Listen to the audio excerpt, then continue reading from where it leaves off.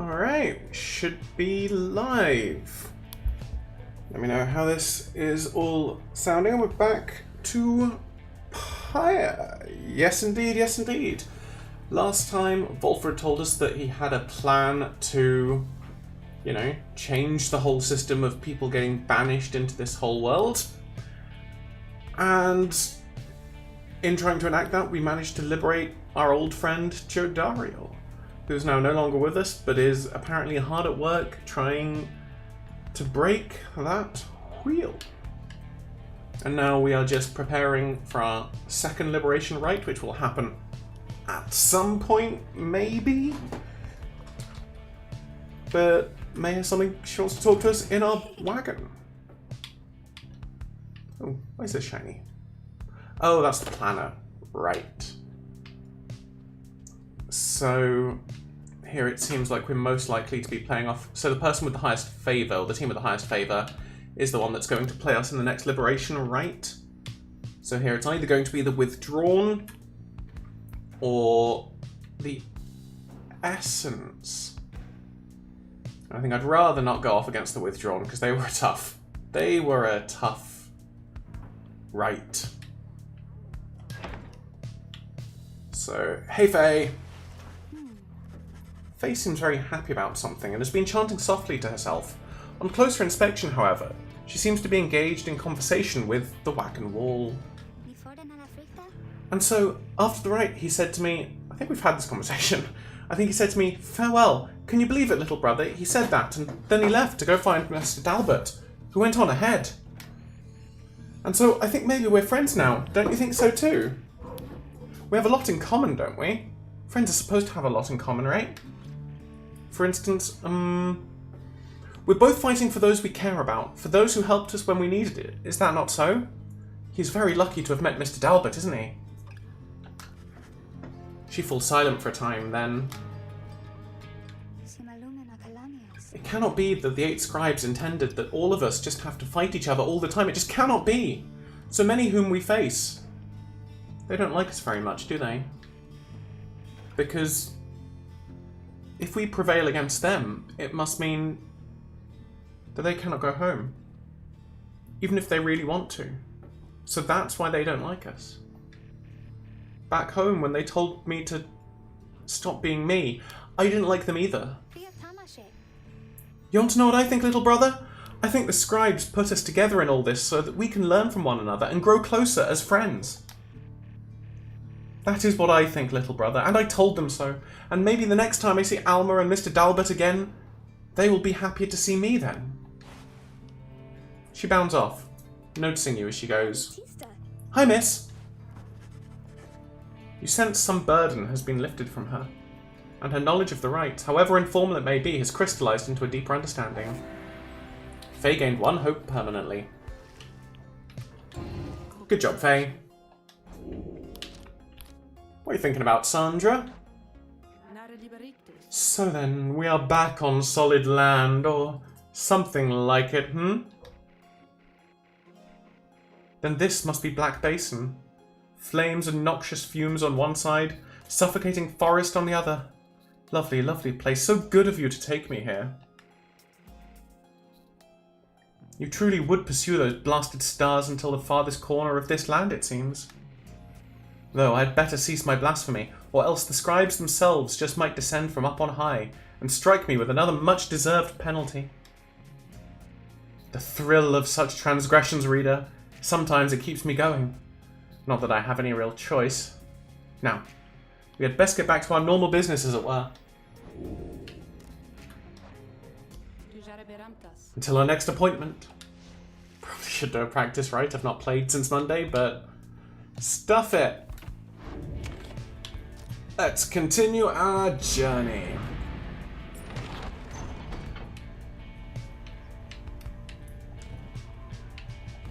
Ah, you need to hold down X. Alright. So we're looking for like little faint white dots as interactable things, I believe. Or, you know, things like this. Hello. Oh no. Alright.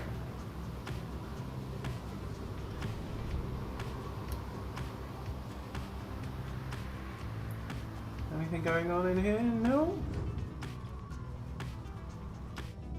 Oh, hello! My, that was a bit of a close call there, Nightwings. Are you perhaps intent on humiliating us even more after last time? Now then, we have a most pressing engagement soon, so I'm afraid we've little time for chat. Much as I do cherish our exchanges, we must beg your leave. Until some other time. See you, Manly. What else is about? I'm not seeing any other imminent interactables. Oh, there we go. Hello. As you soar above the waters of Worm Gulf, you notice Sir Gilman sidle up to you. Very slowly. We are very, very high above the waters. We are very, very, very, very high above the waters, if this knight is not mistaken. This knight's brethren lurk beneath the surface there, in numbers untold. Fortunately, if we were to come crashing to the surface now, then, this knight, why, he would receive a watery burial in the custom of his kind. I always have time for you, Sir Gilman.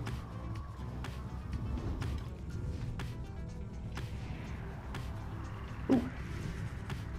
Below, amid the desolation of flagging hands, you see big birchtrudes, from which you first embarked by sea.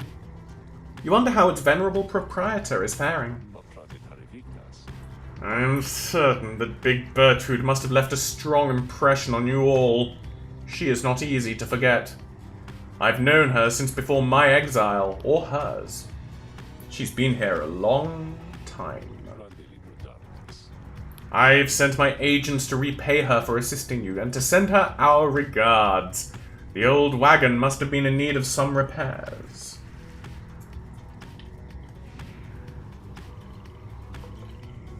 Plaguemont. The middle route through flagging her. Oh, I'd forgotten about that. Got straight through the pit of Melithe? Melith? You can hear the angry hissing coming from Udmild all the way from your position. You think mayhaps the skies belong to ye? Foolish! The skies and everything above them and below belong to the astral born. Ye shall be smitten from his skies on his awakening. Now be gone! Well, the withdrawn seem to have withdrawn. There's a little winds going around. That's cool.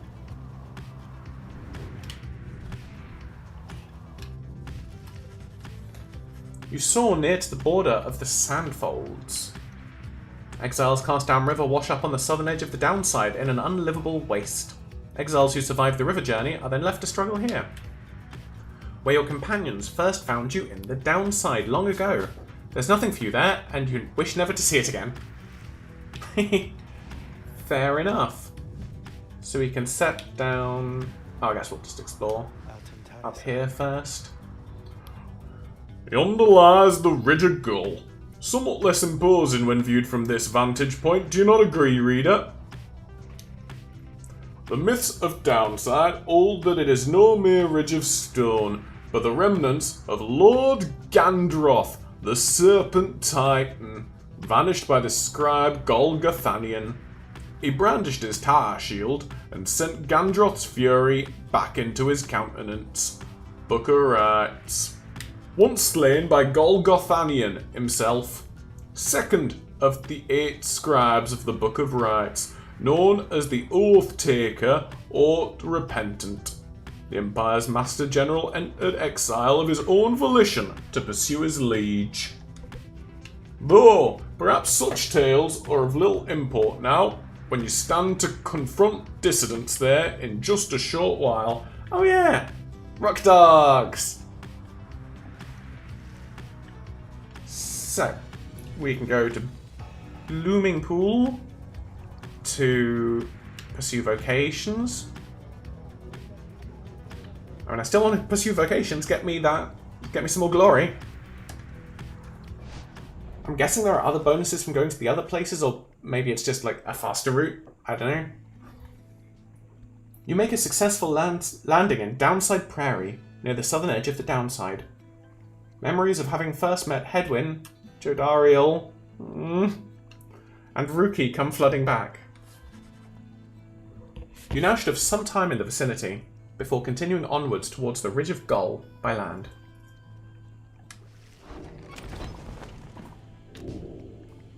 The Beyonder Crystal seeks Fae.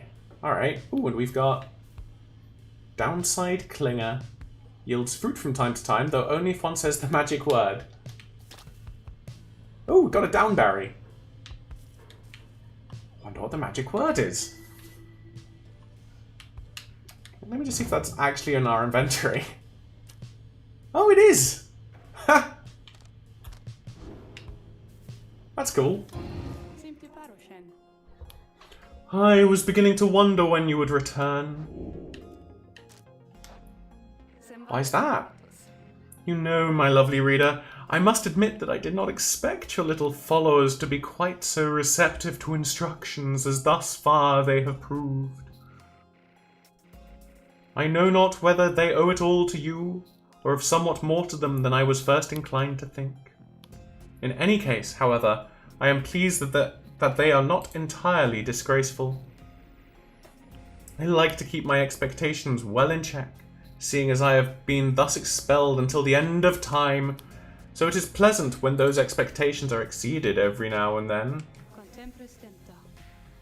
Although, I cannot quite recall when last that was. But the best part of all of this are these brief times in which you visit me in mine domain. I know you cannot for long. This damned crystal in which I am enthralled shall see to that. Though, as you have perhaps surmised, whenever it decides that one of your little friends is worthwhile enough, why, I can offer them a trial.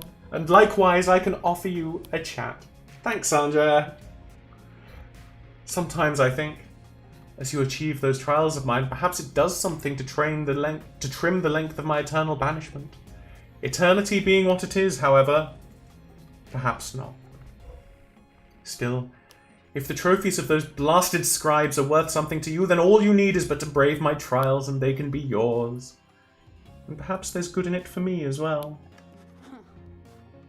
Then something changes in her, and she changes the subject.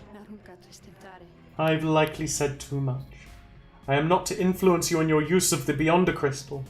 It is not there to be tampered with by anyone, including me. Forget what I said. Let's do a scribe trial. I shall gladly oblige my reader. Who is to be the lucky one this time? Yeah. I think having over the Kerfang seems entirely reasonable. What are her abilities? She flings the orb faster and further than usual. And the brief charger before she can cast her aura is reduced. Alright.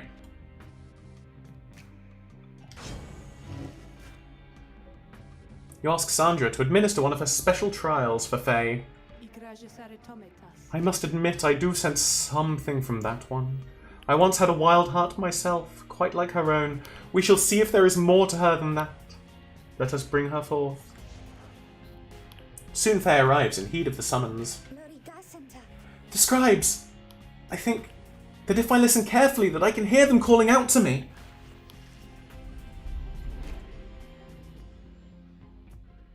So-called savages such as Faye are similar to nomads, but move in quick, sudden bursts.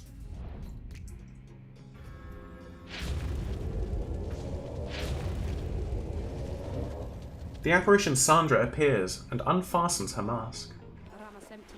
Listen well, girl. The place where you reside at present has but a single rule, which is, you answer to me here. Wow. Okay, I will. Such naive enthusiasm. Now, be silent. It is plain to me that you have much to learn as yet about the rites. But you have learned something, and I would see you prove it, without the benefit of anyone, save for your reader. Okay, are you out there to help me with this, miss? Yeah, I am.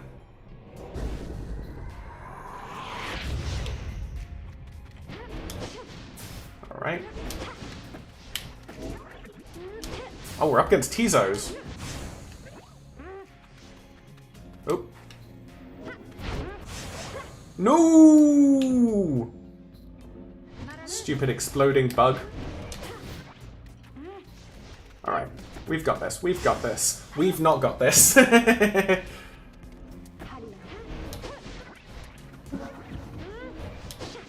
Alright. Oh, they can... I forgot about their dash. No! Alright. Right, we got one of them. Now we're running up, running up, running up, and we're in. Yeah! And we do quite a lot of damage. Ooh.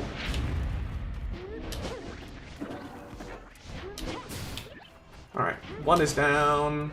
I missed with the other. There we are. And they've exploded themselves, and in we go for number 2. One more plunge, and we should be happy.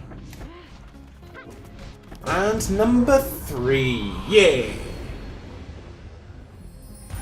I like Faye. Faye is good character. Noxalis indeed, Faye, yeah! Okay, how did I do? How did I do? You did great. I must admit you did better than I expected, girl. You have passed this trial of yours. Some congratulations are in order to you, and also to your lovely reader. Now farewell. What did we get? Achievement unlocked Sandra's favourite.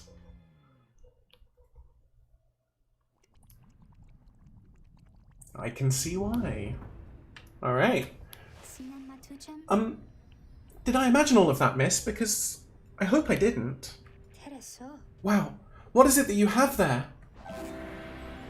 We received Kylemer's anklet for completing Faye's trial. After Faye casts her aura, it can bounce off objects and solid surfaces. That seems alright. I think that I'd prefer the Kurzfang to this, but you know, it's certainly not a bad thing. If we have someone else, if we have like Faye and Ruki in the same team, then Ruki would have the Kurzfang, and I think I'd have her with... potentially with... was that Kylemer's... I forget what the actual thing was. Anklet, that's it. Kylemer's anklet. Alright, let's survey Blooming Pool. I volunteer to survey the sweeping plains around the Black Wagon, together with Pamitha and Ruki. Try and keep up with me then, you two. The search turns up nothing much of note, though wandering with Pamitha and Ruki provides reprieve from a long day on the road. Together you return to the wagon in somewhat better spirits. You should have time remaining with which you may pursue your vocations. Yeah, let's do some more studying in private. Your deepening knowledge of the Book of Rites is not nearly enough. Aspects of it still elude you. Through greater understanding comes the reader's influence. Let's have its fundamental purpose. Give us glory. What have you come to understand of the book? Can you recite its pages yet by heart? Have you internalized its teachings? In its lack of limit, you experience yours.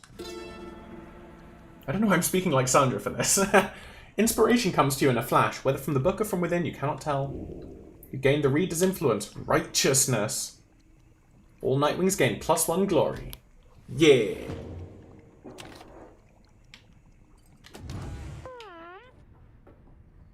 You're right, Tizo. Tizo seems to be in the midst of conversation with the lone minstrel as you approach the two of them. The little imp appears perturbed about something. And above all, he was very, very loyal. Fiercely so, in fact. All throughout the land knew better than to underestimate him, in spite of his little stature. In that respect, Tizo, and in many others, I might add, your great-grandfather was very much like you. Hey, Callow. I'm sorry it's so early, but, you know, it's 1 PM for me. But I appreciate you being here. Tizo seems to be asking the lone minstrel to confirm he is not playing some sort of prank. You've not missed a whole lot. We got a vocation to increase our glory, and we did Faye's scribe trial. And got her talisman. Aye, I'm being serious. Have you known me to be the jesting sort? Tizo seems to be admitting the lone minstrel has always been sincere with him. Just so. Then, please, do not denigrate yourself, for you are not only his heir, but you are my remaining link to him, and thus to all the 8. And more importantly, you are my friend. Aww. Tizo is grateful to the lone minstrel for his kind words and considers him a friend as well. The Nightwings need you now, more so than ever. Then the lone minstrel turns to you. Is that not so, reader? Respectfully decline. The Nightwings is an institution greater than any given member of the group, or heartily concur. Tizo not only is important to the group, but seems to need a boost of confidence. Tizo is invaluable to the group. You concur with the lone minstrel's assessment of Tizo as a most remarkable and irreplaceable member of the group. He is an extraordinary imp indeed. At this, Tizo rushes up to you and gives you an imp hug. Aww. Tizo is grateful to you for your kindness and your support of him. Or just sort of wrapping his little wings around me. Aww. Tizo bounds off happily as the lone minstrel looks on. And there he goes. Thank you indeed, reader. Tizo sometimes loses sight of all that makes him special. A quality uncharacteristic of his kind, but not so much uncommon among yours. Once there was a time when he was the sole imp able to conduct the rites. Since then, however, other triumvirates have found imps with the capacity for it. They make for useful allies, no? More than willing to conduct the rites, whilst having no desire to leave this place. Although little Tizo does have dreams of visiting Commonwealth. In any case, I'm certain he shall continue to serve Nightwings faithfully. The lone minstrel bows his head on his way out, bidding you a good rest of the afternoon. Tizo gained +1 hope for the next rite. Yeah! Good job, Tizo.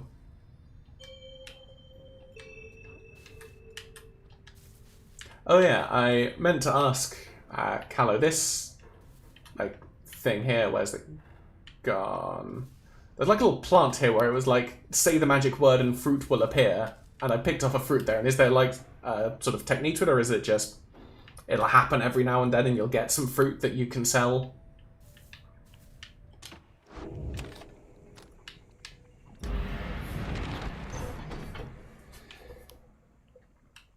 Let's head off to the Ridge of Goal to find those rock dogs. Here, in the lonesome lands of Downside Prairie, you encounter a messenger imp come to deliver news and rumours from the other side. Aww. The news this time pertains to Jodariel, whom you liberated at the fall of Solium. You learn Jodariel's past transgressions have all been forgiven.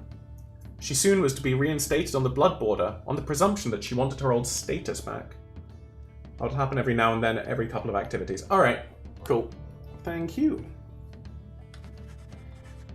In fact, she was offered an especially prestigious leadership position in the First Veil, an elite Blood Border platoon shrouded in secrecy other than the famous results of its operations. The Commonwealth's veiled leaders always were surrounded by sentinels in similar garb. For a demon such as she could not be seen in the streets. But she refused the gesture, rather bluntly, the report suggests. Instead, she sought Volfred's agents, as well as several of her former fostered sons and daughters, and so the ranks of the revolution grow stronger. The last part of the messenger imp's news must have been damaged in transit, though appears to be in Jodariel's own words. All you can tell is that it says, await. You thank the messenger imp for relaying this information. Your companions are excited to discuss the news. Do you think she still has her horns now that she's back up there? There's nothing she can't handle. I miss her bad sometimes, but I'm glad she's alright. Wonder what the rest of her message said. You give it to him for us, Jodie. I know you had it in you. She's an inspiration to us all! Or to this night she is at least. Tizo is fired up about the news of Jodariel's return to the Commonwealth. Yeah, Tizo. The news of Jodariel's liberation fills you and your fellow exiles with newfound resolve. Yay, everyone gained +1 hope. Good luck, Jodariel!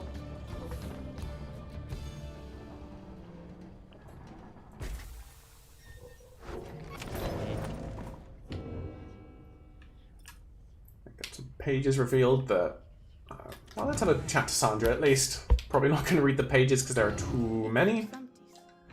Anything new? Nah, alright.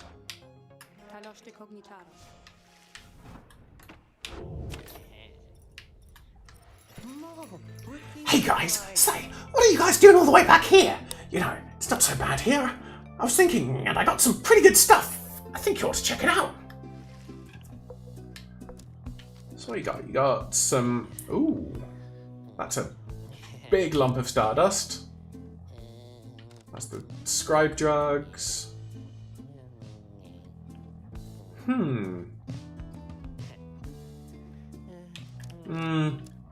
That seems like it could be alright if I'm sort of confident in myself a little bit, but I don't think... I can't see wanting to use that rather than the Curse Fang and the sort of extra life one I've got so far.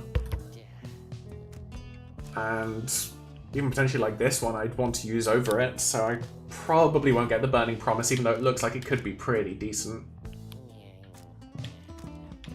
Alright, let's sell the Downberry. I've already sold Jodariel's thing, and let's just pick up the Stardust.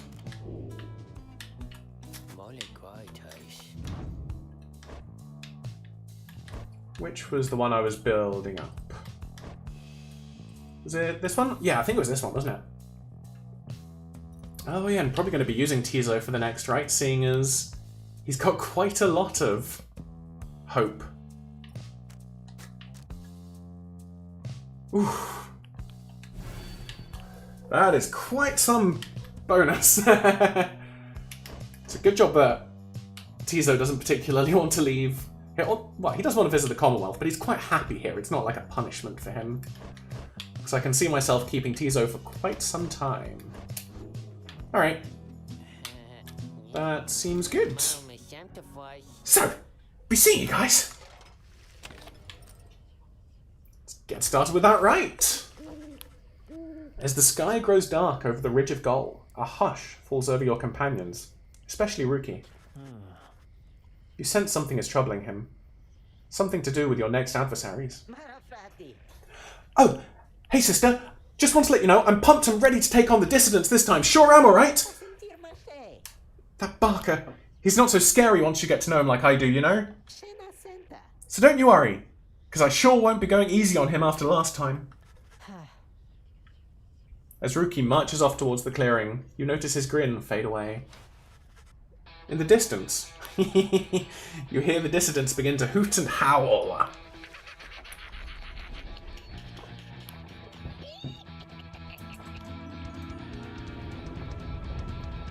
Rock dogs!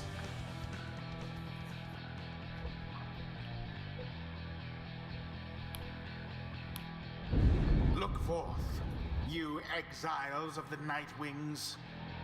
The 8 scribes summon you to the Ridge of Gol. Your adversaries in the coming rite shall be the dissidents. That's not the name. Snuff out their pyre's flame and show your worth. Now, prepare yourselves. Hey, narrator, you need to learn that their name is Rock Dogs. Alright? Oi, mates, look at what we have here! Greentail, is that you? Yeah, Barker, it's me, alright? Well, I'll be. So tell me something, Greentail. You gonna go against me this time, or keep on being a stinking coward like before, huh? What do I do? What do I do? What do I do? What do I do? What do I do? What do I do? What do I do? What do I do? Wait! He says he wants to fight. If you can beat him, maybe he'll leave us alone. He'll leave the Greentails alone. I can make it worth his while. Rookie's family, his mother Reba and uncles Yowlson, Ruther, Robbie, Pudder, and Otto. Aww. Barker? What is it, mate? The rate's about to start. Well, I was just thinking, I know I owe you and everything, but I've got a deal for you. You like a good deal, don't you? Hurrah! I like a good laugh, more like it, but I'll bite, Greentail. What's your fancy here? I was thinking, if I can beat you here, we're squared away. You let me off the hook. I see. But tell me something, mate. Now, why in the stinking world would I want to do a thing like that? What's in it for me when I beat you instead? Then I'll pay you double what I owe, I promise. But you have to promise too, Kerr's oath. Oi, really now? Double or nothing then, is it? Aye. You drive a hard bargain there, mate, but alright, it's a deal. You beat me in my pack right here, right now, and you're debt-free as far as I'm concerned. Of course, if you don't, I'll be fleecing you for all you're worth. You, your stupid uncles, and that dear old mum of yours. See you shortly, then. Rookie then turns to you. Good old rock dogs. Hey, so this one means a lot to me. You understand there, sister? Let me go against these guys and I'll make sure we show them up, okay? Ooh, one of them's got quite a lot of presents. Stand together here this night. Is that Barker with the large presents? Yeah. Which is not what I would expect of a Kerr. He's also the joint quickest. They all have 15 glory. Alright. And what are their talismans? Ooh. Avoiding banishment when plunging into my pyre, that's...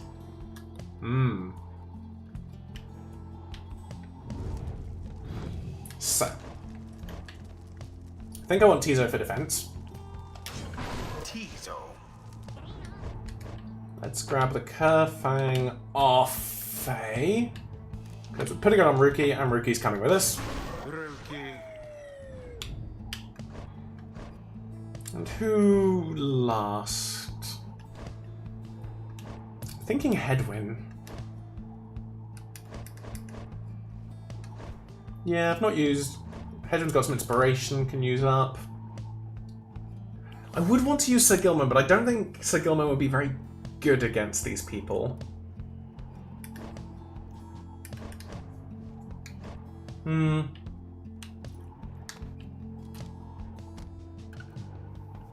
So... who's got the extra life? Ah, there we go.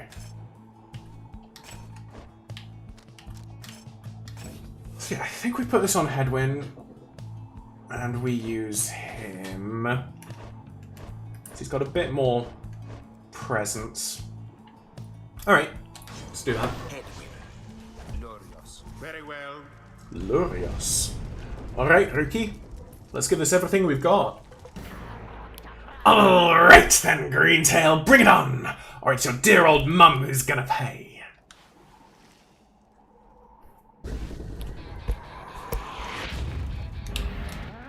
Begin. Got your Celestial Orb. And in we run! Wings assert themselves thusly. Good old Rookie. Oh, should not have done that. Come on, up you come. Did we score? Did we score? Yeah, we did!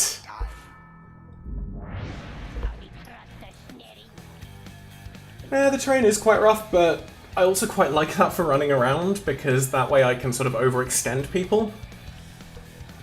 And sort of make gaps for me to run it in or throw it in as I did just there. What's the matter, Greentail? Methinks you seem a little nervous on your paws out there. Just shut up already, Barker! Let's get on with it. What's that you say, huh?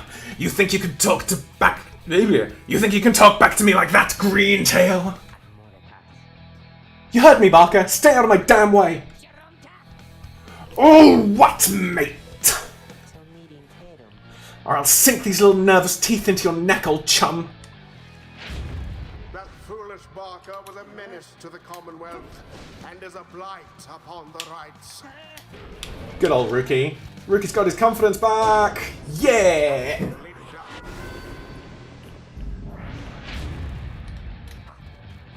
So get in first, get the ball, overextend them.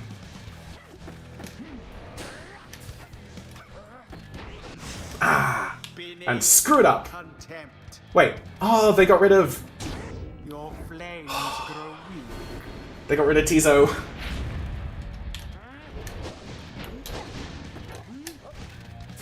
Haha! And they did lose their person. That is good. That is good. Your victory's at hand. There. Alright, come on. Come on. Ah, I shouldn't have done that. That was very foolish of me.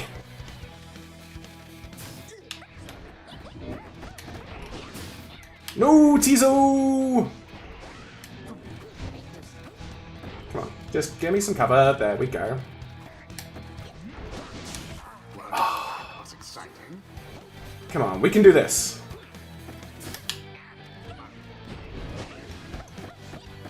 We can do this, Tizo! Yeah! I'm a little bit annoyed I... Noxalis! I'm a little bit annoyed I let that one goal in. We could have just completely shut them out. Thus end this night's proceedings. Woohoo! We did it! We got him! Grr, Greentail, you! You got us fair and square, mate. As fair and square as this stuff gets, right? So... My family, you'll leave them alone. You said you'd leave them alone. Ease off there, Greentail. A deal's a deal. Now then, me and my pack had better step it up for when we see you and your mates again. I'll be looking forward. Whilst I like the Rock Dogs, I'm glad I did not have to do that voice much longer because that was scratchy on the throat. Rookie watches him depart and then turns to you as his expression softens. Don't know what to tell you, sister, other than I really owe you one. There is much to learn from this experience.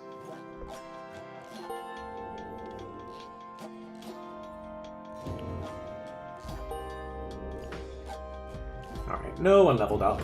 But we're definitely needing to use Tizo next. Not Tizo, Gilman next time. Alright. Until the next right.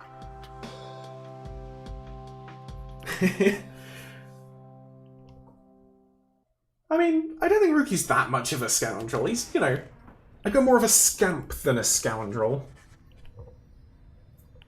Back at the wagon after triumphing over the dissidents with great prowess, you are able to recover for a time, though you have another task this night. Time again to seek out where the right shall take you next by searching for the answer in the waning starlight.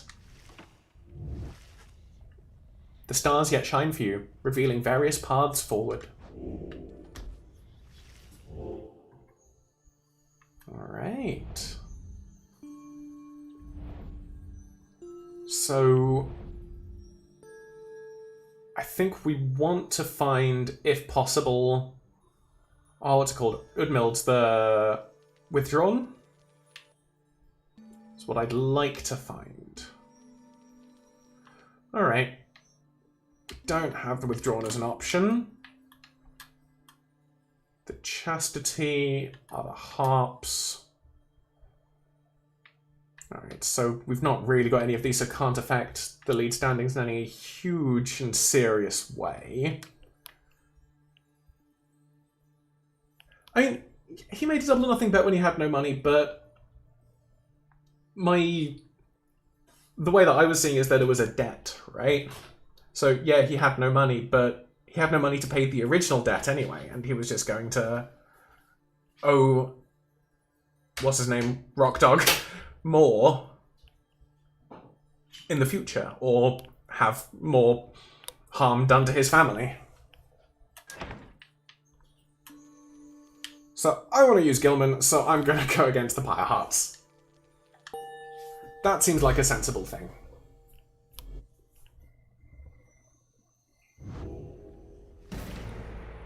Is this knight to understand that we shall be that we will soon confront Sir Deluge and the Pyre Hearts once more?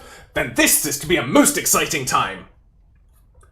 This was a mistake after I'd already said that the previous voice was scratchy.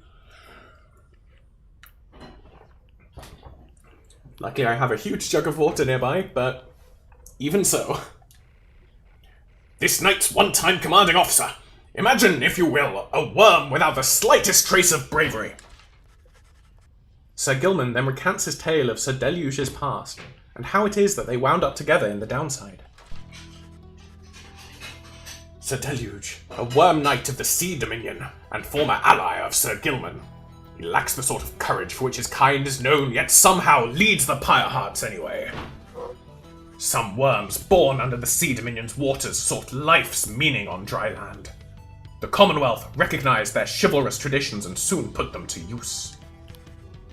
Sir Deluge was just another bit of frontline fodder in the war against the High-Wing Remnants. Oh, everyone's been fighting against the High-Wing Remnants then. Yet time and again he distinguished himself for one simple reason. He would not die. His unusual instinct for self-preservation kept him safe in many battles, and over time he was repeatedly promoted for lack of any real competition. Then in the Battle of the Spiral Sanctum, when retreat was certainly not an option, Sir Deluge retreated anyway. This was a breaking point, and he at last was sentenced into exile. Oh, he reminds me a little bit of the Duke of Plazzatoro from Gilbert and Sullivan's Gondoliers, who was very similar, and he very much took the lead when it came to retreating. In the downside, he sought water, where he'd made contact with Sir Gilman, yours truly, and other members of his kind. They all saluted him as their superior. The other knights had little choice but to respect his rank. As the Pyre Hearts, they conduct the rites in the name of their great hero, the Underking Orrez, while adhering to their strict code.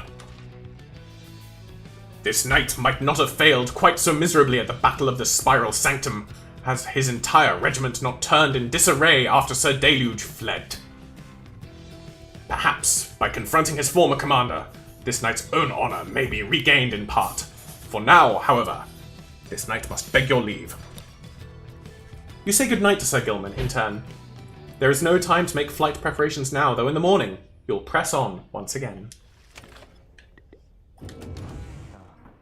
Ooh, page revealed the dissidents. Like there are pages on the individual... on the people. 9 triumvirates. How do I see these pages on the dissidents?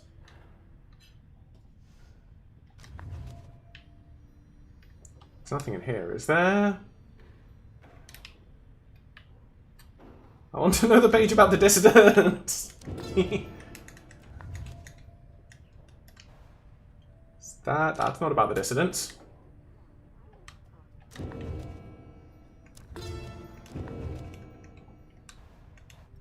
That's not about the dissidents. Maybe it's in, like, the planner?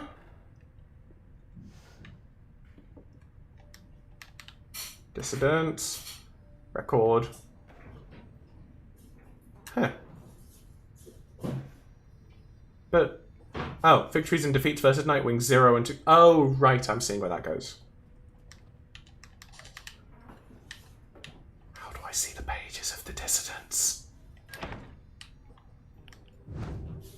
Oh, chapter 7 is other triumvirates. Right. Oh, right, I see that. 9 triumvirates on Commonwealth. Celestial landmarks, Forsaken lands, living in exile. Alright. This stuff I might read, because it feels more than just sort of background stuff. At first I found it much too difficult to read, much less to write, even to grasp the quill, but the Horned One, Myr, implored me. He said this is the greatest gift that he could give me in return. In return for what? I asked. In return for his life, he said. But I did not save your life, I said. You did, he said. I've read this bit. The Fate united under Many the Alpha Chief. He is brash but follows his traditions. He prizes faith, discipline, and honour. Qualities he seems to lack at first. He formed the Fate under the precepts of the olden bylaws of his four-legged ancestors. They believe in a certain natural order to the way of things. Many wanted for the Fate to likewise show respect. Initially, he only chose from other Curs. He, however, urged the Fate to replenish their numbers from any race or ethnic group thus willing. Thus shall they anticipate what is to come, with open eyes and minds, and never frown upon what is in store for them. That's Dalbert's crew, right? I myself, Haub, did form the dissidents, under this simple tenet: those who do not belong, belong. The other scribes, some of them showed at first reluctance to allow an imp and one accursed to designate one of the 9 triumvirates, but Myr, the Horned One, stubborn as he was, stood by my side. In time they came to understand, for I remained as ever at their side, a living bit of proof of their absurdity. The dissidents are an extension of my oddity. Those who do not adhere, they are not to be discarded, underestimated, or dismissed. They are as necessary as are those against whom they rebel. To call the Beyonders a triumvirate is to stain the others' efforts, yet I am beholden to describe them here. A pack of bandits loosely organised under the Sisters of the Arch. They travelled all this way into my land, to take the Horned One's life, to kill my friend, Myr. We thwarted them. We had them at our mercy. Mercy had become imperative to Myr. We spared their lives, but banished them to darkness, far beyond these lands. Now and forever, the Beyonders cling to a beholden duty to confront the true triumvirates, whenever they so choose, so that whenever the true triumvirates clash, it shall be to their fullest extent. Cool. The Fate is Dalbert's crew. Cool.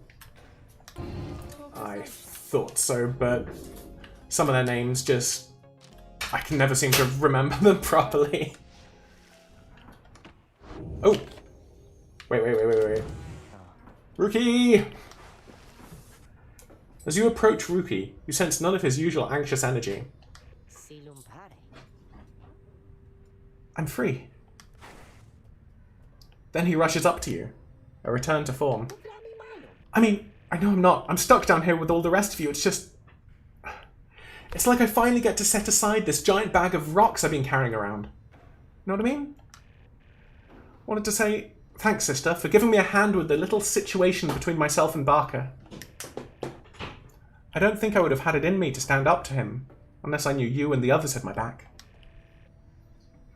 Now at least old Mama Greentail won't get any trouble from him on the other side. Rookie's well-to-do family... Rookie's well-to-do Cur family tied to the Commonwealth's thriving mercantile industry. She's still waiting for her Rookie boy to come on home, but... At least she won't be getting hassled by a bunch of nasty Curs just because I struck a lousy deal. So yeah, sister, you ever need something? I owe you one, and then some. Cur's oath! He prances out of the wagon, a newfound lightness in his step. Rookie gained +2 hope permanently. Yeah. Good job, Rookie. And fruit!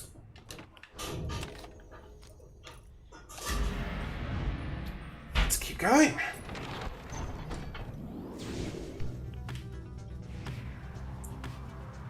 So we are heading up this way. Ooh. Aww. Is there another ship I saw down here, or is that gone as well? That seems to have gone. C'est la vie.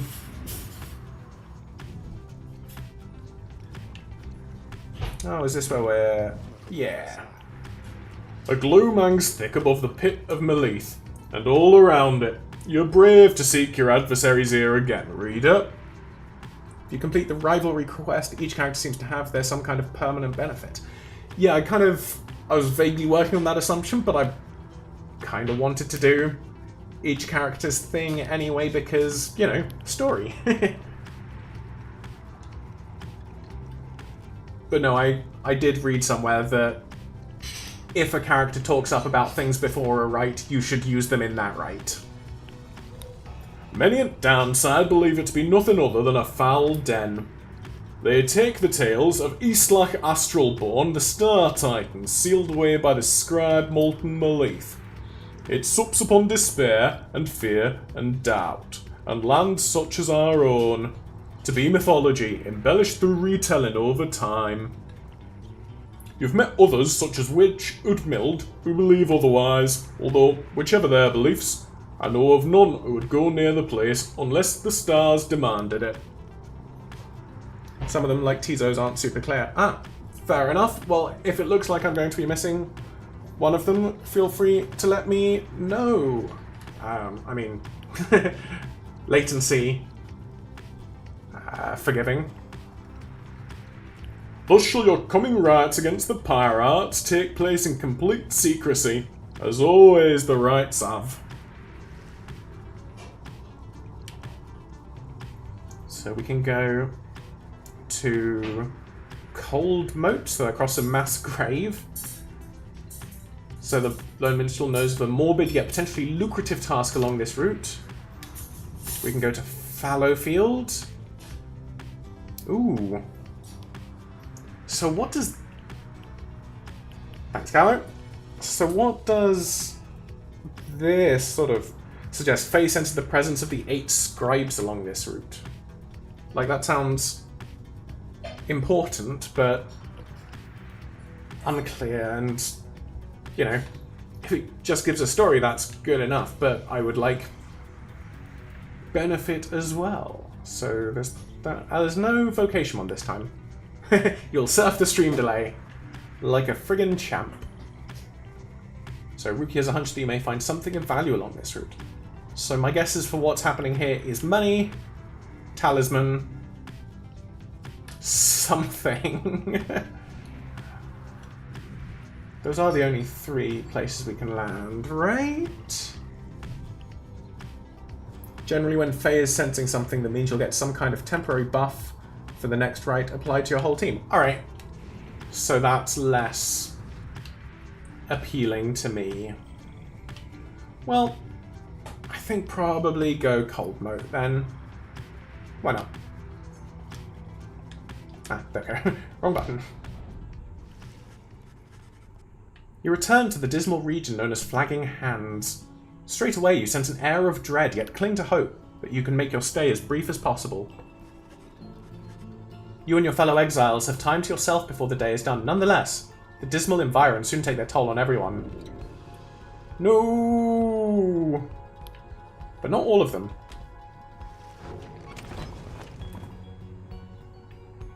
Well, that's cheery.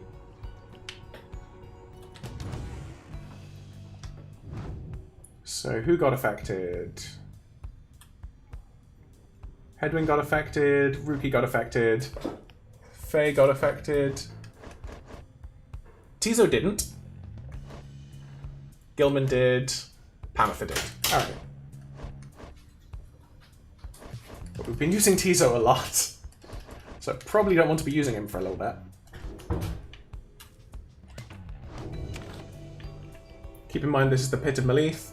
Temporary buff might be staving off the hope drain in this area. Yeah.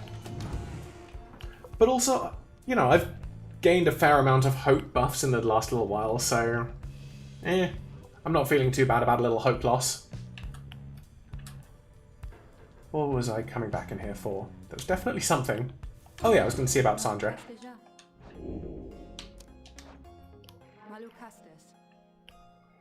Are you sloshing all the way across the Flagging Hands right now? A hideous place, or so I understand, for I can neither see it nor experience its wondrous aroma as you surely can, though perhaps you are accustomed to it now.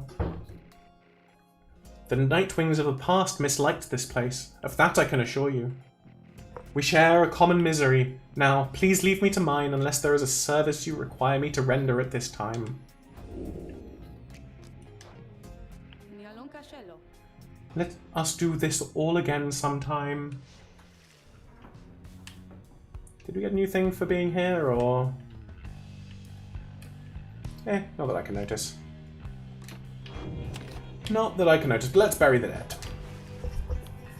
You accompany the Lone Minstrel in pursuit of his task here. Speak not directly to living shade, and be true to your art when responding to its inquiries, and make no attempt to look it in eye.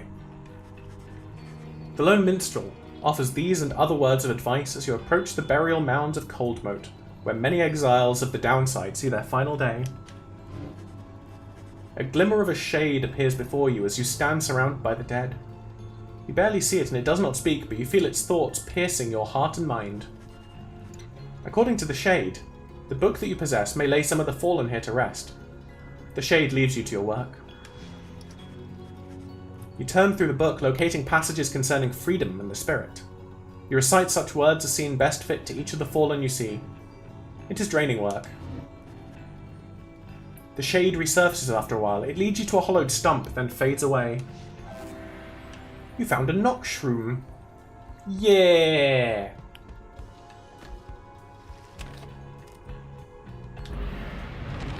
Let's keep going. Being here in flagging hands continues to sap most everyone's spirits.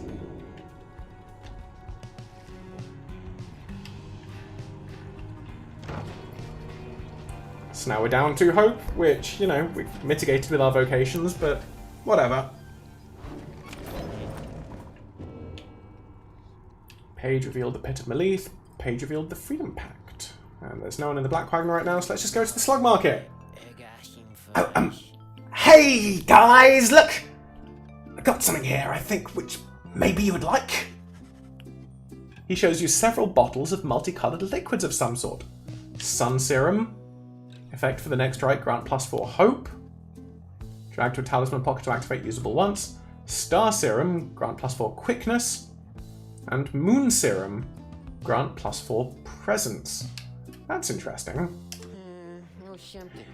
Yeah, they taste pretty good, I guess, and besides, they can give you just the little lift you need, know what I mean? You get thirsty from, don't even worry, I can get more soon.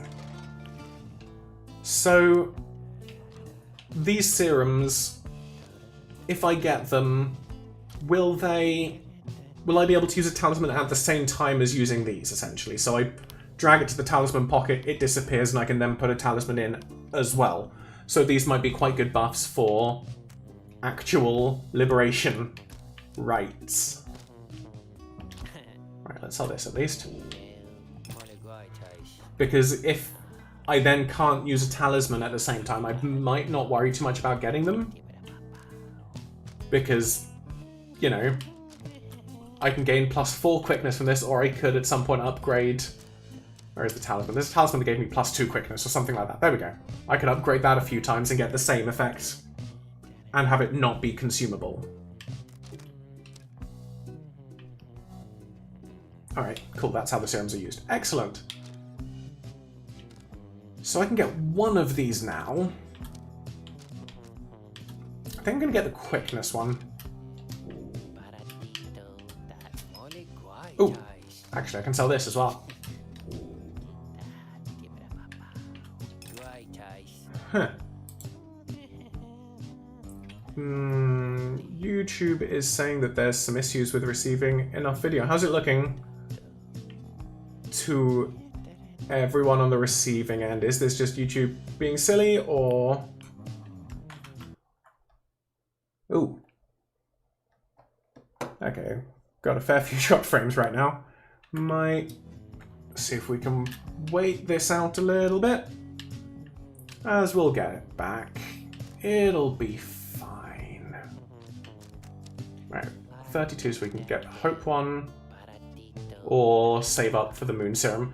I mean, I assume that...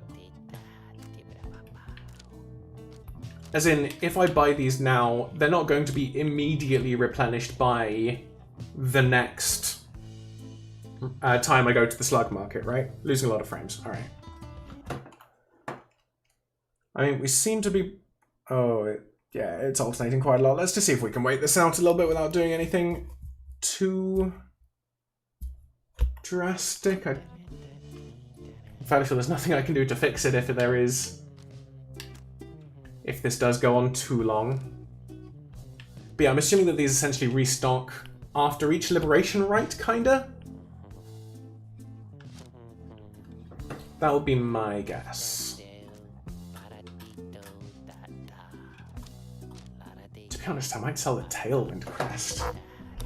I mean, I've I've got it, but I can't see a circumstance where I'd be using it, seeing as I've got my... Oh, Ron will always have one of each available. Alright.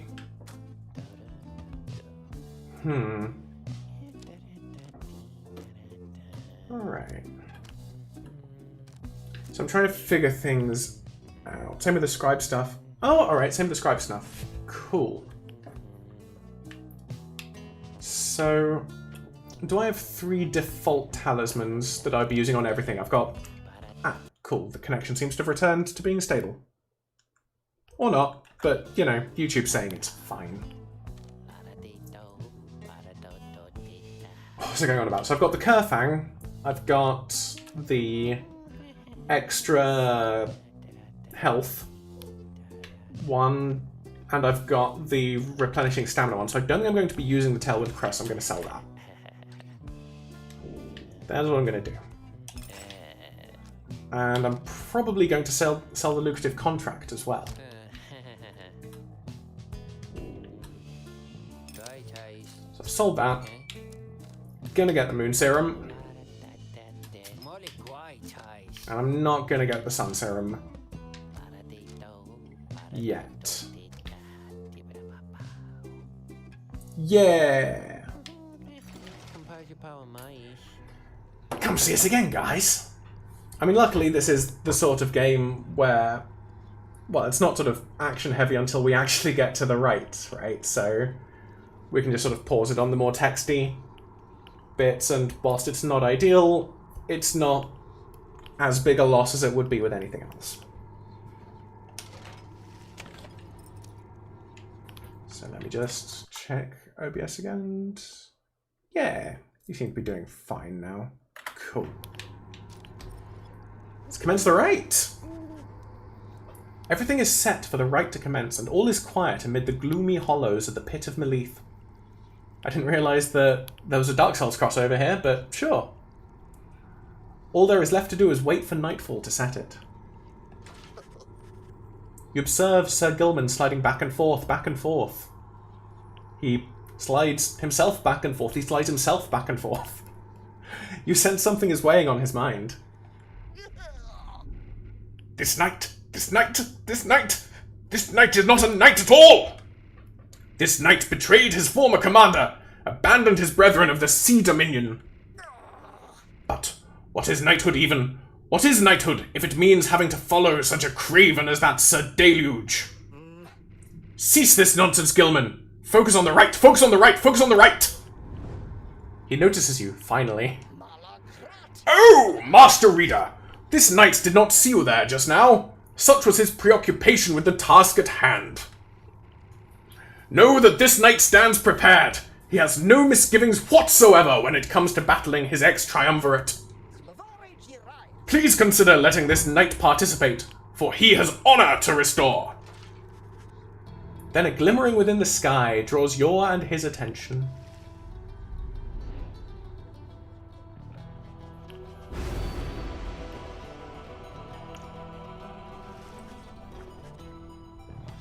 Something else catches your notice in the sky this time. Strange new stars shimmering about the ones you recognize. The greater titans have returned. Colossal monsters that once roamed the downside whom the scribes together slew one by one, and through this forged their bonds.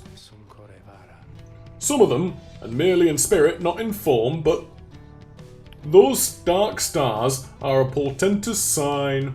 Though they may light your way, beware the path which they illuminate, reader.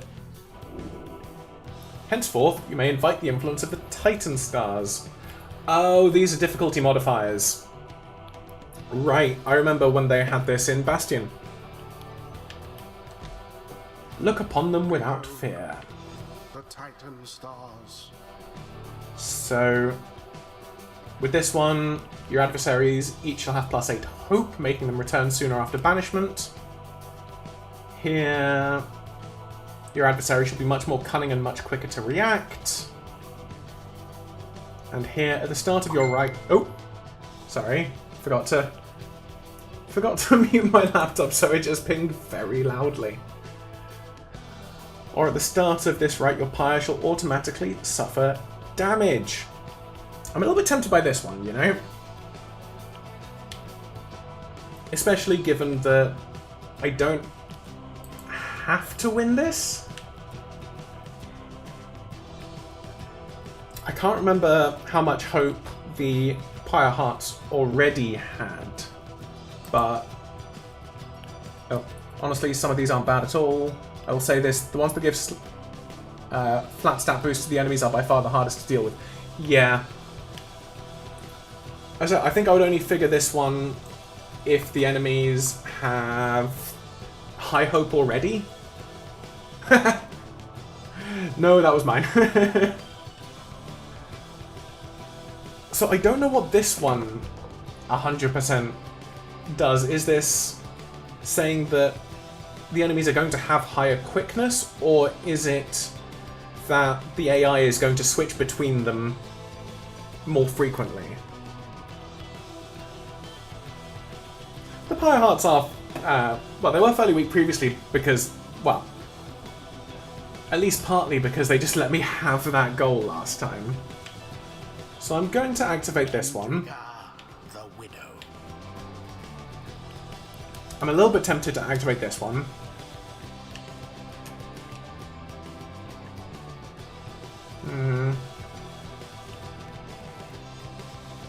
But yeah, do you remember exactly what this one does, Callow, if it is improved quickness or just sort of an AI change or something? If not, then whatever, but...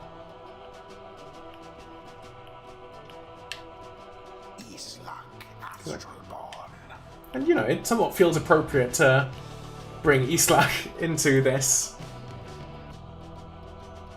right. Because, you know, this is his place. The Islak toggles the eye to a higher level. If you're playing on easy, it bumps them up to normal. If you're playing it on normal, it bumps it to hard. And on hard, it bumps it to a heightened one. Ah, alright.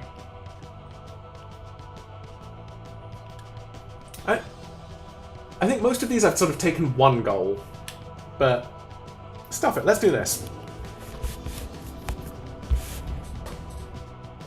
Let's see if the Pyre Hearts can pose a challenge. And essentially the talisman that gives me a free... The Titan stars. That will give me an extra life. Remnants of monstrosities felled by the scribes themselves. Will help to offset the reduced Dare you Pyre to strength. stand against them in their fury? Dark is the knowledge that you seek there, reader. Best focus on your adversaries, keen as they are to confront you once again. Put out their fire first, and show them the glory of the Night Wings. Now then, make ready for the rite.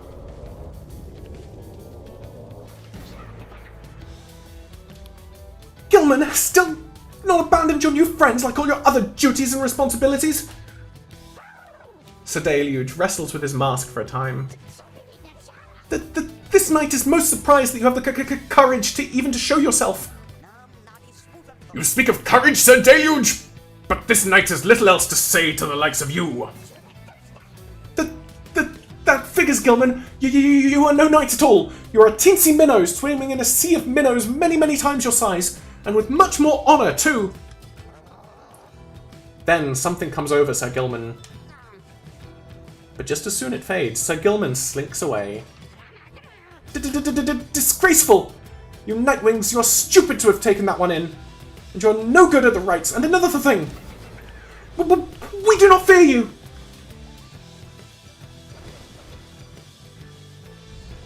Now we shall get started. Alright. So, what have they got? They've got Vengeful Vow. If the bearer is banished, an ensuing blast can banish adversaries in a radius. That is interesting. Tailwind Crest. Alright, they seem all to have the same abilities. Their slash banishes adversaries in a wider range. After Deluge banishes an adversary, one of his banished allies shall instantly return. Alright. So. We're obviously going to have Sir Gilman. Decided yet? So... I would typically think Tizo against the sort of quicker people like this, but I've used Tizo a lot recently.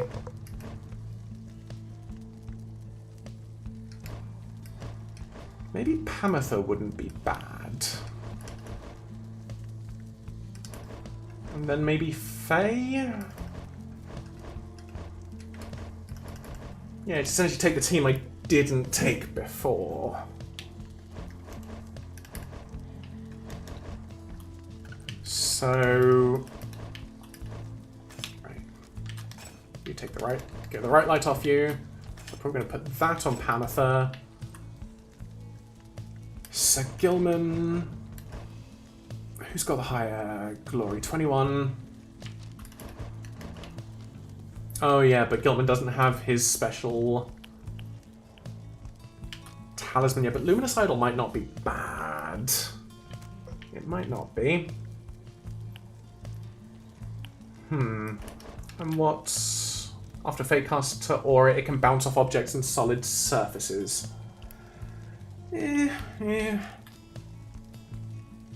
Alright, I think I'm going to give... I'll give Gilman the Kerfang. And Faye the Luminous Idol.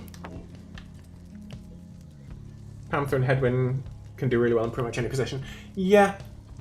My thought is that whilst Tizo is usually good against, you know, the quicker people because large aura to get around, easy to banish, the whole idea of them exploding when they get banished is something that could be not great for Tizo.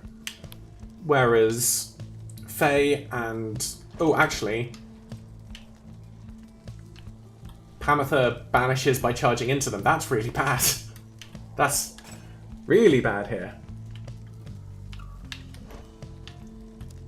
Oh, I might go Headwind then.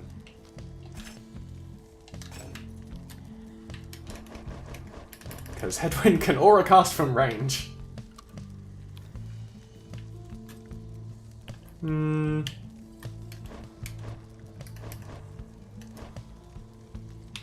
Alright, I think that's the team I'm going to go for. Oh, she's invincible during her tackle. But I didn't know if that also meant... What's the talisman here? If the bear is banished, an ensuing blast can banish adversaries in a radius. So I thought that, like, if she hit someone at the end of the tackle, then it would create a blast. But if it's fine, I will go with Pamitha then. Alright.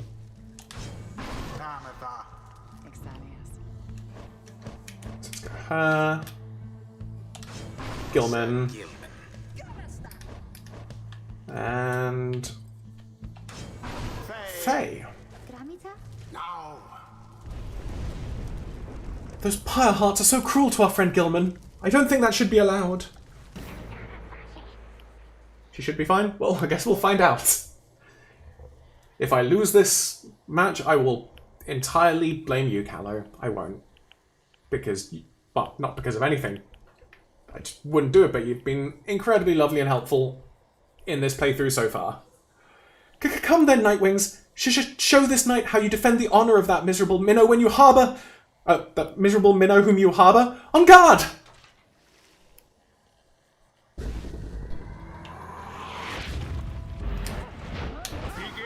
Yeah, she's fine. Cool.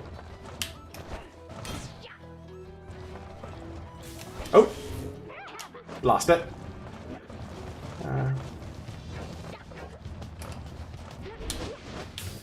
Right, let's deal with some people. Deal with some people. Come on, Faye. Oh no, did I... Whoops. Right, there we go. Come on. Oh, this one is tough. This one is surprisingly tough. Alright, there we go. There we go. We run around, we jump, and we... I didn't even... I didn't even think that had happened. But I'll take it. Oh, no, no, no, no, no, no, no, no, no, no, no, no, not again, not again, not again, not again, not again. Alright, there we go. How did I get banished? No! Pyre sputters.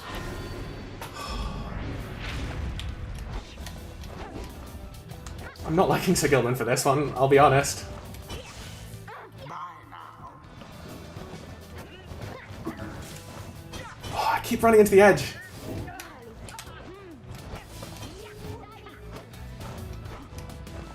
Oh, they're very fast. Oh, I should keep trying to move around rather than... Okay, there we go, there we go, there we go, there we go, there we go, there we go, there we go. In we go. Fear not the purified.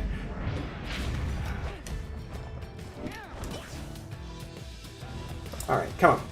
Round we go.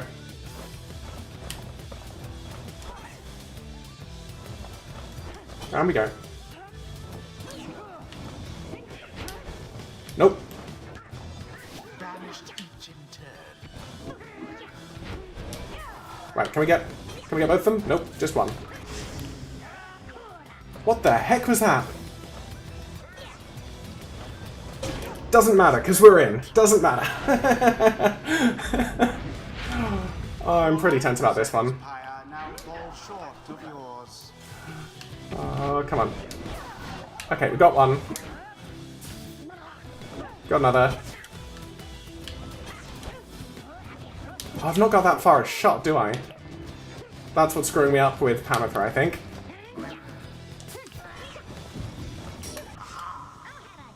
No! Ah, that was really close. Alright, let's grab you. Oh, I thought you said bugger worm. Alright, can we get there? Can we get there? Can we get there? Can we get there? Can we get... Yeah! Avenging Aid is Gilman's talent that forces him to respawn if you have nobody up on your team. Oh!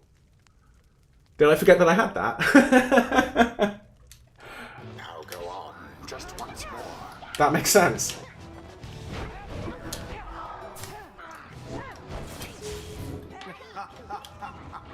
Alright, come on. We can do this.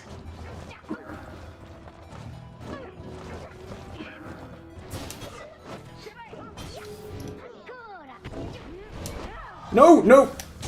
The orb's engulfed. Alright. It's getting close. The orb. But we can do this.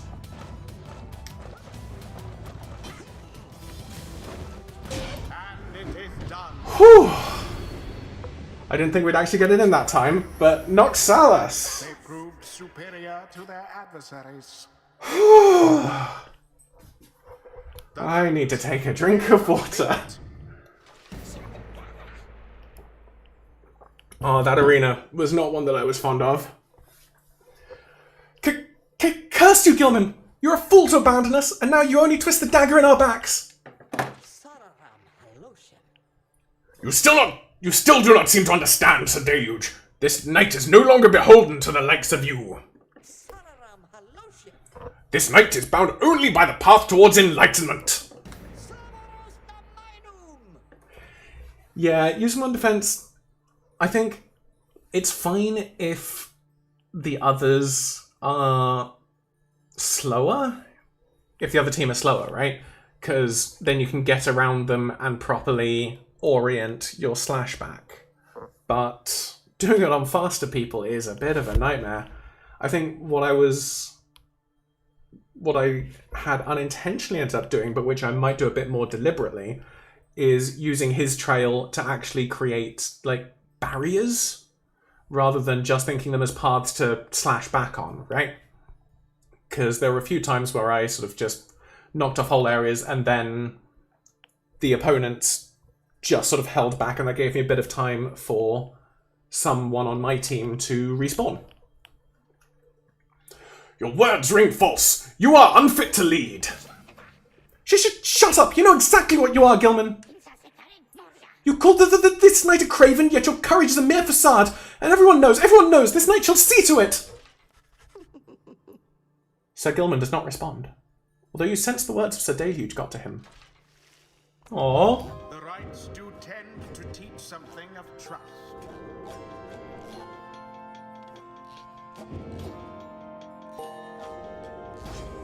Yeah. Honor is elusive, O Sir Gilman, yet enlightenment is eternal. So grateful is this knight for such a glorious occasion that he is giving strong consideration to performing here and now the forbidden dance of the Sea Dominion. Oh, please do, Gilman. Dance. Dance for me. Please dance. So, yeah. We're trying to get down here, I think. Alright, so when Sir Gilman's allies are banished, he moves faster than usual and temporarily has infinite stamina. Or once per round, when saluting his adversaries, Sir Gilman freezes all exiles for 3 seconds. I think I might go for heroic stand. That seems fun. And like in situations where we were just now, having infinite stamina would be pretty useful.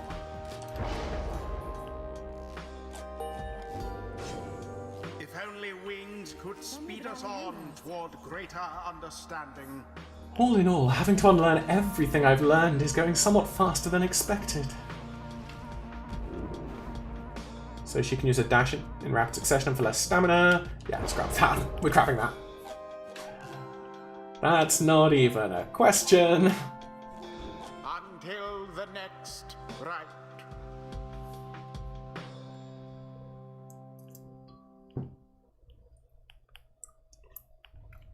Alright, now let's recover my voice.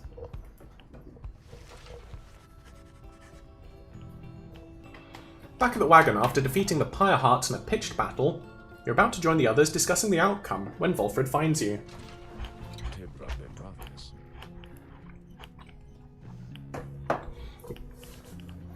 Good work back there, my girl. No, I'm afraid I must pull you away from any revelry, for there is something you should see. Please, join me outside. Look forth. The golden star reveals itself to us once more. Indeed, somewhere deep in the infinite dark, a single star shines brighter than the rest. The path to freedom reveals itself once again.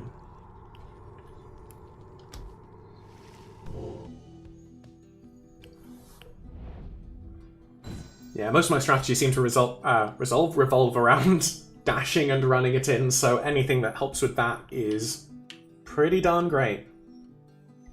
How many rights have we actually done so far? Oh, it tells us rights till next liberation. I hadn't even noticed that. So we've done 11 rights so far. I think I saw somewhere that there are 26, that you do 26 rights total. So, probability of success, 36%. It's not bad. Not bad at all. Still not a golden star.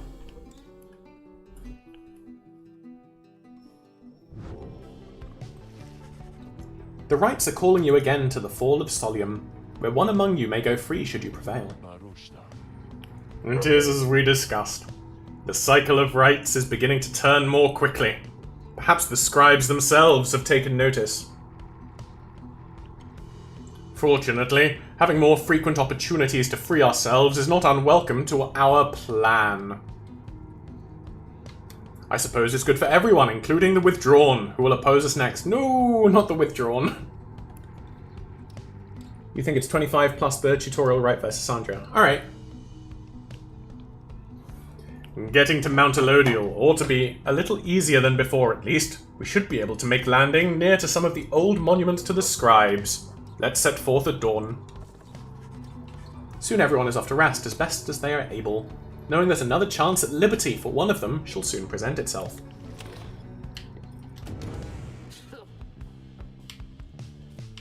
Alright, talk to you in a moment, Gilman. I'm assuming we've got a page about the Worm Hearts. Worm Hearts, Pyre Hearts. Made up of worms. The Pyre hearts all follow in the path forged by the Underking Orez, whose many mighty deeds exceed the smallish stature that somehow contained him. His is the most spirited triumvirate, their courage unfaltering, their hearts full. They live always with vigour, and perhaps they die with it as well. They are the Underking's own kind, as at home above the sea as in it, never easing, ever longing, as they do for something more. The Underking chose wisely for these qualities, and teaches that a life devoid of passion is a life devoid of life itself. That burning passion is the fuel that drives the Pyre hearts, and in turn, us all.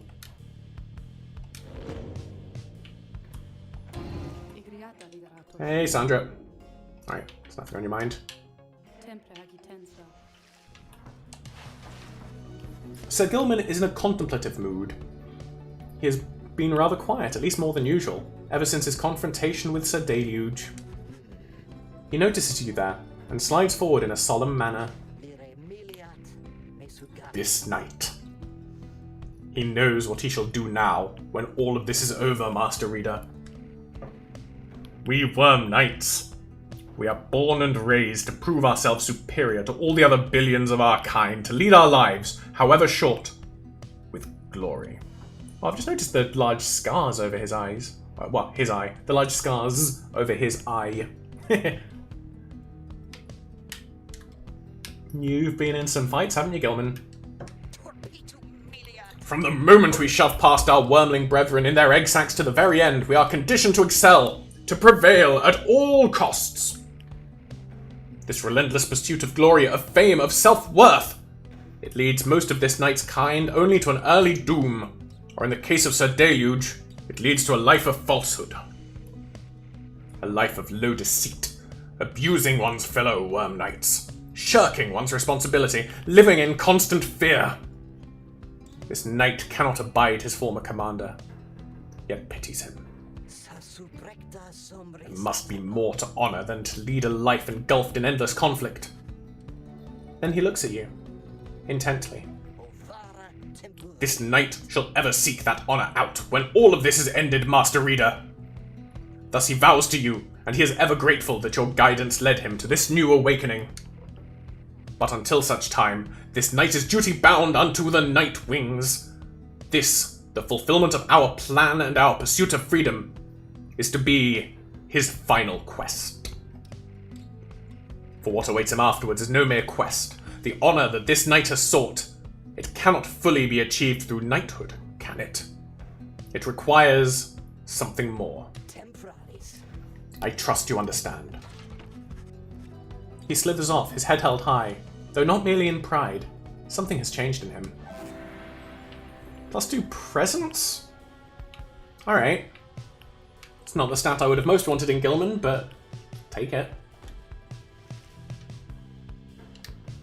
Because what was his... Nope, there we go. Yeah. So hope is less useful for him as well.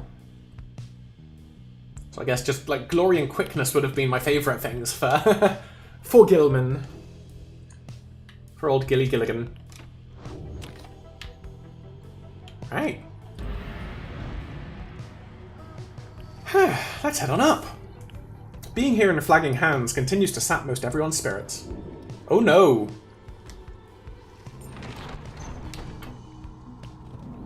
I didn't realise we'd have Marlises even after we did the right.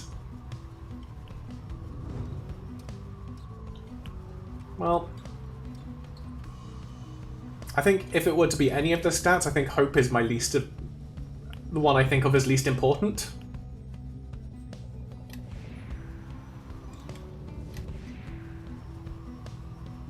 Alright, anything else around? Nope.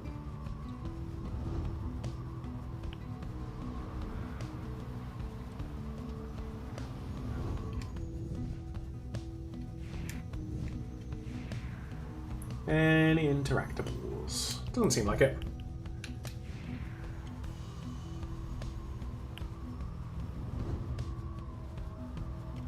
But I have a desire to be completionist, so...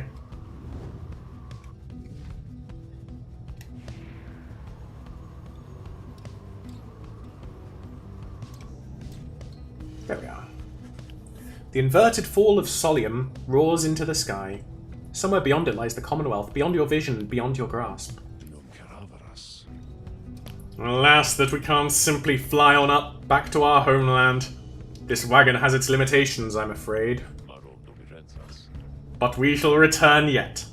Let us continue now along the path. Right, where can we land? So we can go here to give Panther some favour from the scribes. Or here to get Tizo some favour from the scribes. I take it that is again just a temporary buff. So I guess it's don't forget to grab the mushrooms in your wagon. Alright, I will do that. Next we land. I guess we've got to think about team now. I'd like to be able to sort of go inside. Can I go inside the wagon? No, I can't go inside the wagon. Oh! Huh! They've got different dash animations. That seems both utterly pointless and kind of cool.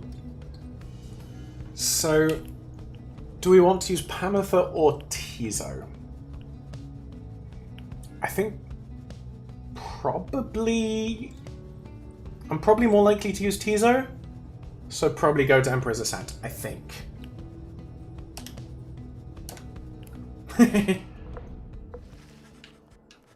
You make landing on the sacred Mount Elodial, upon whose summit the next liberation rite shall soon take place.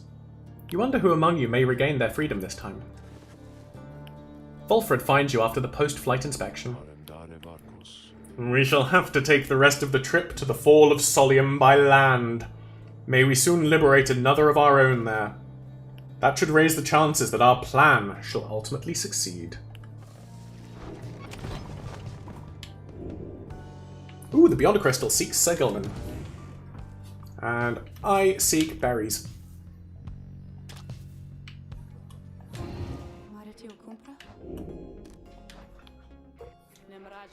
Leave me alone, reader. I am in no mood to talk at you this time. She's concerned about something, but you cannot sense what, and she refuses to say. I see little need to keep on blathering about to you as once I did.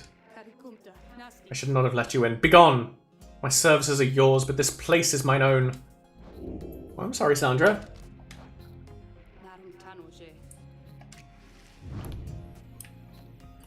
Yeah, Kerfang seems good for him.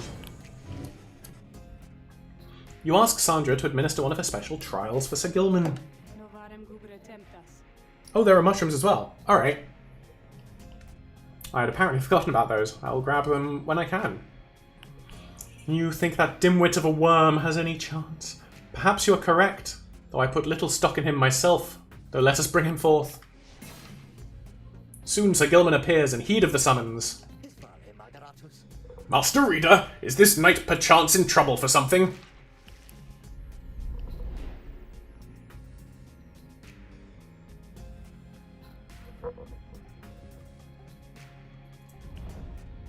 So what we got?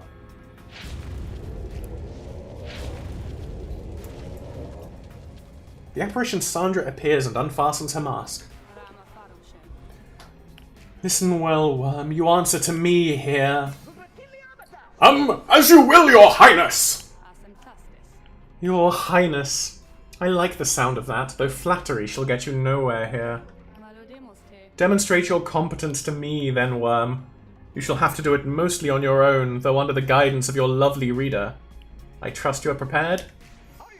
Of course, your highness! This knight accepts this challenge.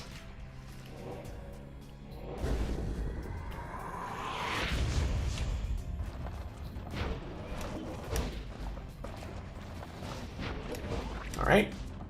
Come on, out you come.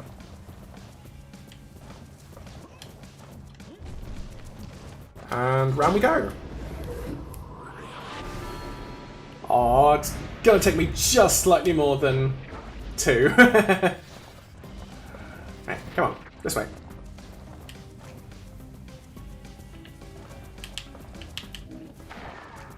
Oh, we've got a sap there, right. Ah. Oh, do I not instantly return with my... Ah, almost, almost.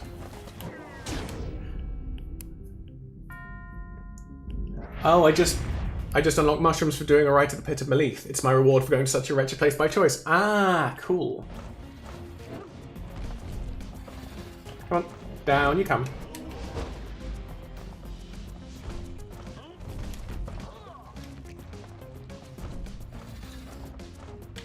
Come on, overextend yourselves. You're not doing a good job of overextending yourselves.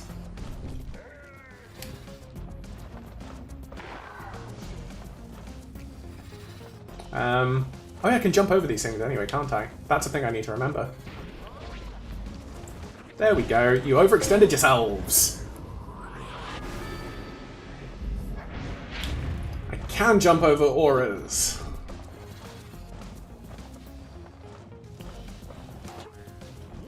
And over those barriers. Yeah!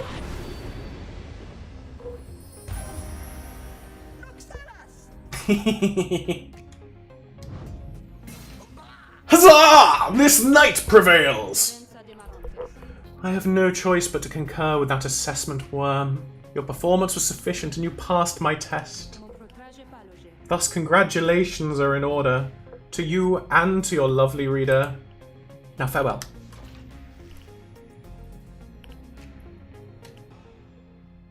Yeah.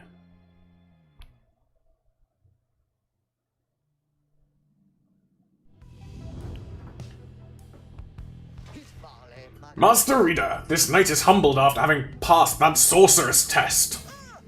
What? By the scales of the Underking Oris, what is that you have here? Received Oris' scale. Sir Gilman jumps farther than usual, plus 30%. Huh. That seems potentially alright.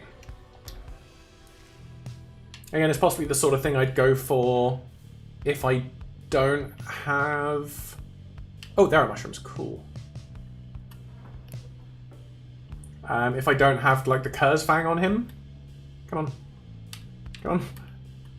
Where is it? Oh, there we go, Flagging Fungus. Occasionally produces foul-tasting mushrooms that are strangely satisfying to pluck from it.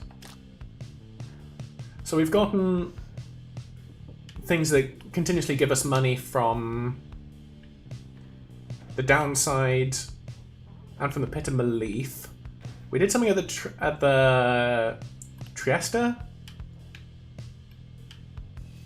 But I'm just trying to figure out if there's anything else renewable that I should be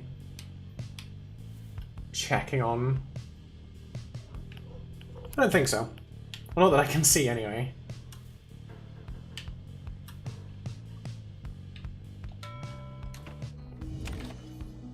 Alright, let's seek the Harp Scribe's favour. Later that day, you accompany Tizo into the sublime grandeur of Emperor's Ascent, a gap through the nameless lower summits beneath Mount Elodial. Throughout his youth, the prideful Emperor Myr misunderstood how close he came to ruin, where a monument to Trieste Tithys awaits you. Perhaps due to the nature of this place, you begin to sense Tizo's inner thoughts. I haven't got any other revenue generators yet. Sure, tell me how many there are. I don't think that seems like a huge spoilery-do. As clear as if he was speaking aloud. Hello again, old friend. I hope the stars are comforting to you. These Nightwings are as strong of spirit as I have seen. Please look after them. Soon you and he have finished paying your respects. You return to the wagon in silence, feeling as though Trieste Tithys has shown you favour. At dawn, you shall begin your ascent. For now, the solitude here is fit for pursuing your vocations. Tizo gained +2 quickness for the next try. Yeah! Let's finish studying in private. You remain intent on further study of the Book of Rites and find a place where you can concentrate upon it. Through greater understanding comes the reader's influence. Oh, I got all of them. Cool. All the revenue generators. And I didn't even intend to do that. But I guess... Have we done 4 rites in this round between the liberation rates? And there are 7 places, so I don't know, it's not unreasonable that I would have hit both of them. The book seems to push back against you. Your sense of its hidden meaning crumbles under layers of contradiction, of missing details, and yet you feel a thorough knowledge of it now. It's more artifact than book. Its power almost solely rests with the reader, who makes time to form a certain meaning from the many passages unwritten.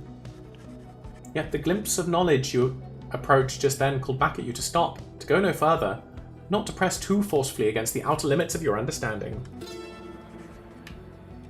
Nevertheless, for what you recognize shall have to be the final time, inspiration comes to you in a flash, whether from the book or from within. Even now you cannot tell.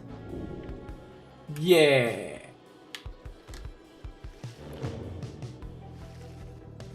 You look up to see the lone minstrel there. You had not noticed him.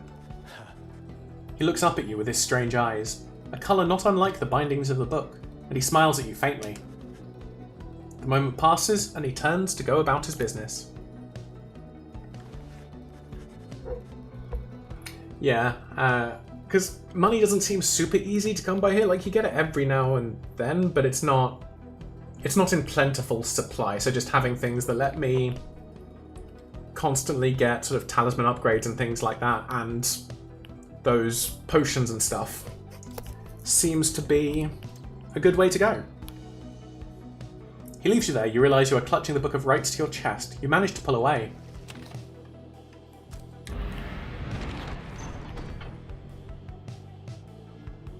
So, again, we've got a choice between the high road or the cistern. Oh, I really need to plan out my team, don't I? It's kind of annoying that I can't go back and see my team and think about it now. But I am actually going to go for a minute for a quick biology break, and I'll be back in a moment after having thought about what team I'm going to have.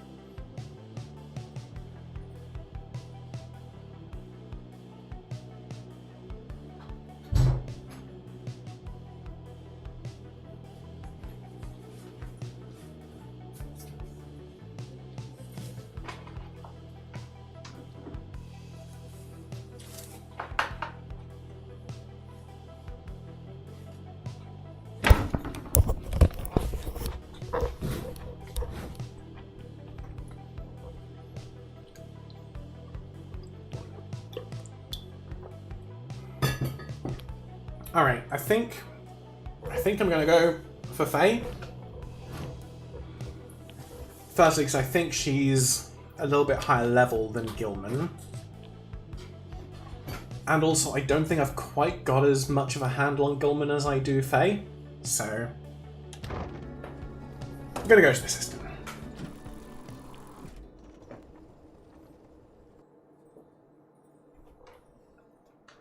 And plus, we didn't go this way last time, so...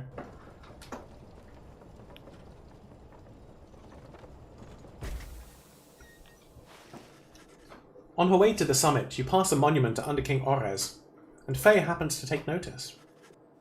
You wish for good fortune in the coming rite, and in your plan, as for Faye. Blessed am I to have this audience with you, O Under King Orez. Your resplendent glory has made this moment possible, and given me so many friends who are dear to me. Thank you. Whatever happens, thank you. She says little after paying her respects. However, as you prepare to continue your ascent, you sense that Under King Orez has shown you favour. Ooh. Thank you.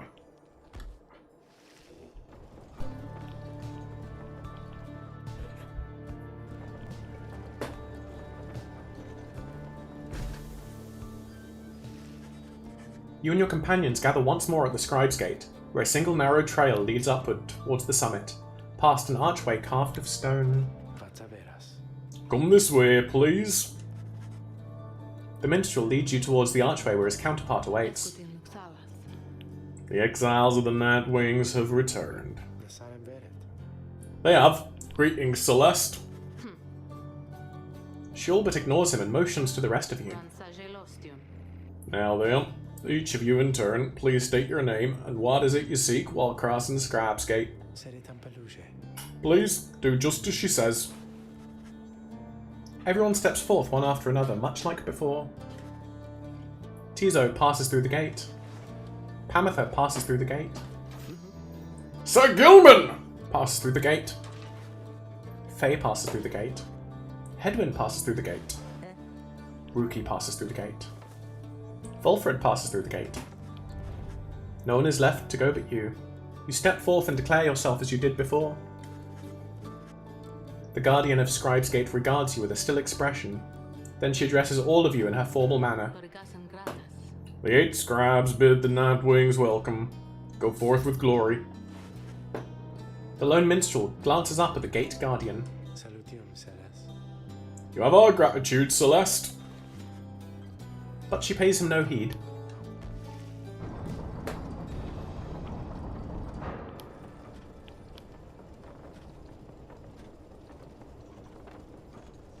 So I think a lot of our people are rank 3 at this point, so we should have a decent choice of who to liberate. I don't think anyone's gotten to rank 4. Tizo was close to it, which would have been unfortunate because I don't want to liberate him this time. Again, you gain the top of Mount Elodial, from which the downside sprawls before you. You wonder whether one among you shall soon follow Jodariel from this place.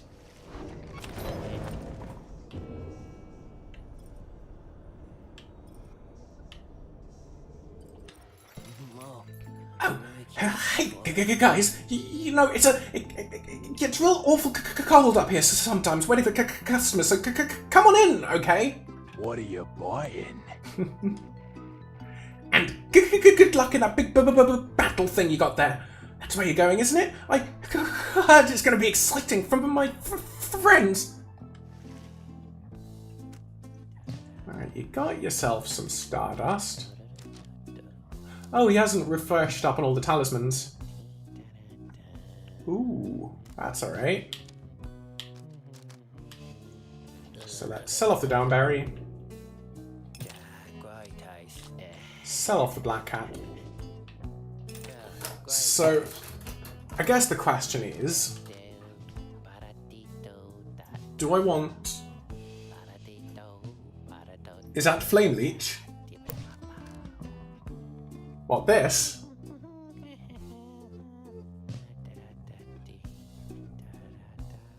I guess Flame Leech is a pretty good talisman? I'm guessing. But, alright, so I guess my question is, do I want to raise the rank of my talisman? Or do I want to get someone +4 hope? Can I... Alright, that's rank 15, so getting up to 18 would be pretty good. How do I get back to the... How do I get back to the shop?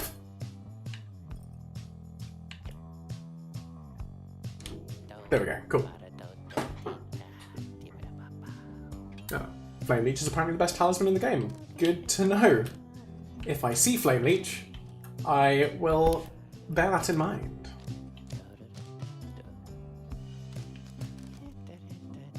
Yeah, I don't think there's anything else I want to sell. I think I'm going to get the Stardust and ignore the Hope consumable.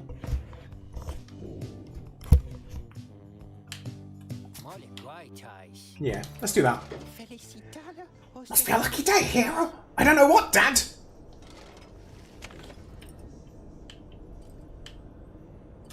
Just check I've done everything here. Let's see if Sandra has anything. Nope, Sandra does not have anything to say. Nothing there. Alright.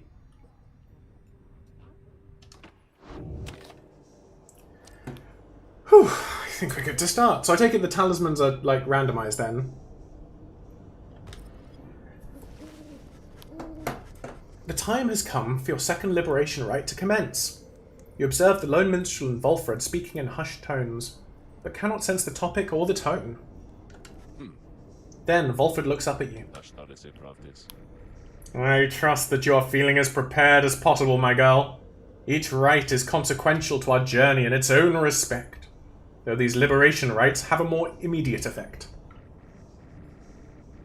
It's somewhat crass, however.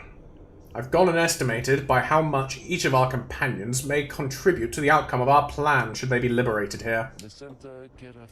Factors such as their previous occupation, innate tendency to lead, and oratory skills contributed to my assessment. It's nothing personal. We are all in this together. Right, you just can't remember when they show up. They're not randomized. Cool. I'm guessing that Tizo scores highly on oratory skill. Besides, we all ought to return in time, if possible. Know simply that, for each one of us who goes, in so doing, they shall raise our total chances of success. Reader, madam, this night you shall confront withdrawn. They have already appointed Udmild to be liberated, should they manage to prevail. After you beat the game, you unlock a higher difficulty where all features of the game are all purchasable from day one. Ah! That seems like a pretty cool New Game Plus sort of thing to do where you can play around with cool combinations from an earlier time, right? That makes sense that it's been a while since you've done a normal playthrough. We all have faith in you, my girl, and lo, even the stars agree on this account.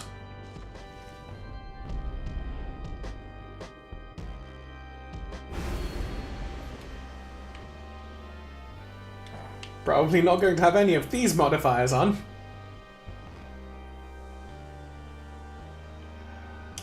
Yeah, I'm just gonna have to be as easy as possible, because liberation rites am important.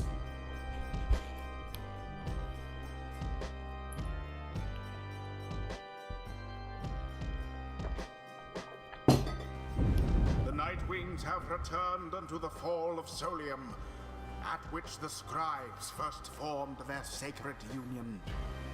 At stake this night is freedom and prosperity. But only for one exile who prevails in this liberation rite. Your many adversaries all did strive to earn this opportunity. 'Twas the withdrawn which earned it. Who shall be absolved is up to all of you.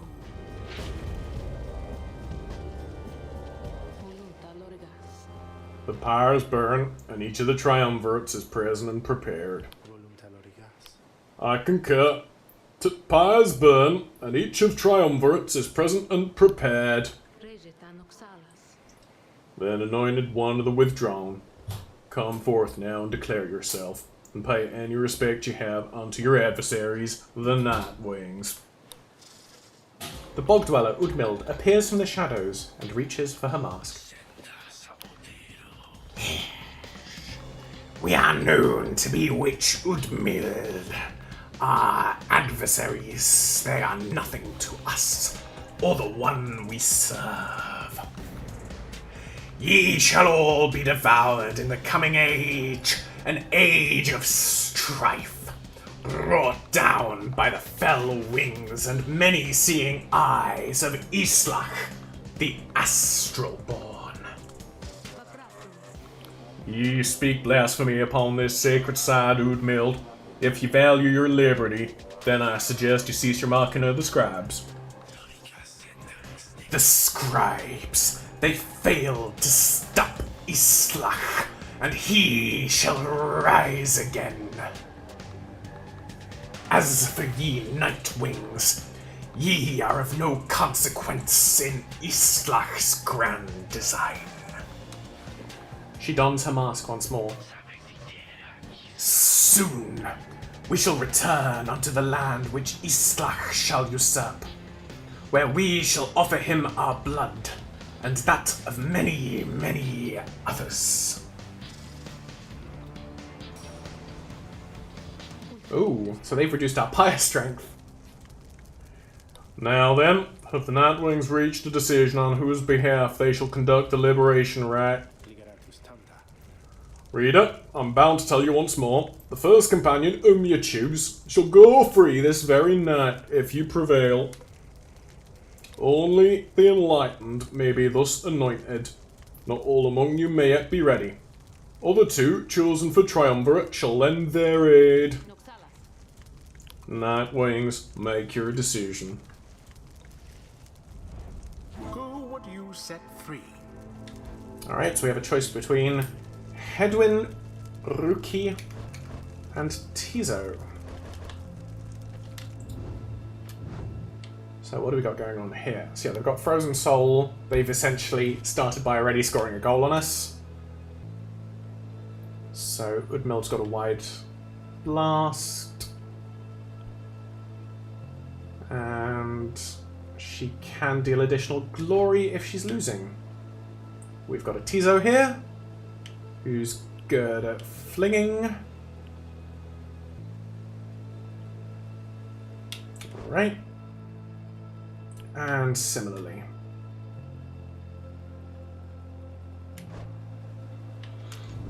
Alright. So, I think I'm going to go Tizo.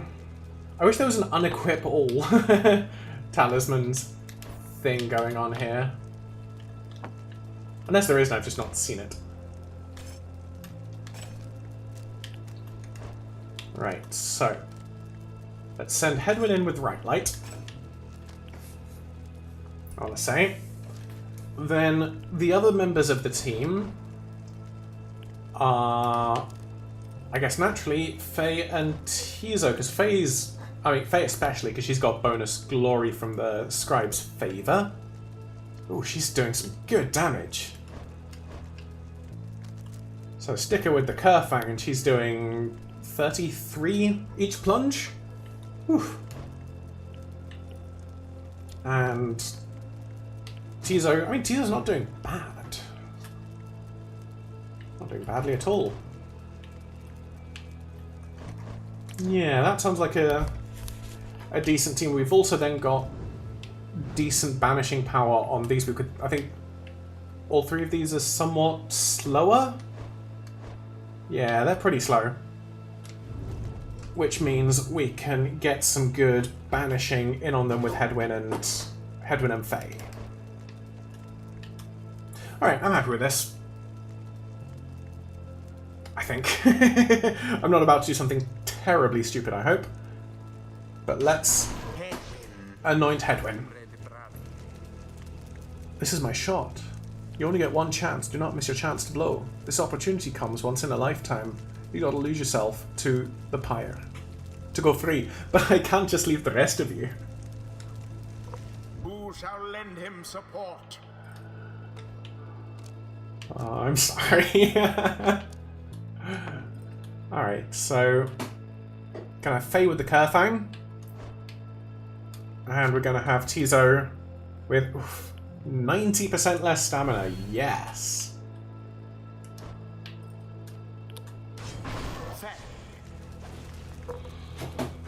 Oh, I can help. I think I can help.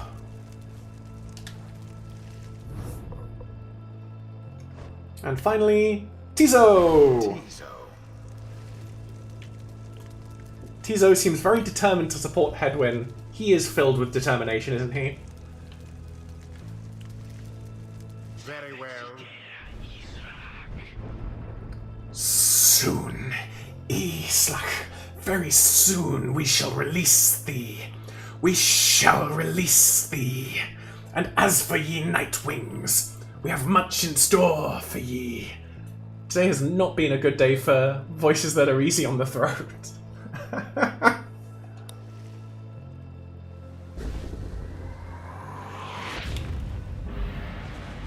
Oh, there's terrain.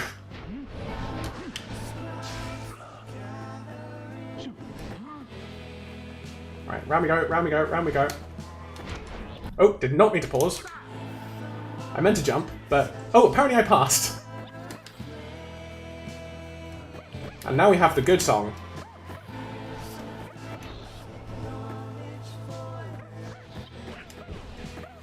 Come on, run! Tizo! Yeah!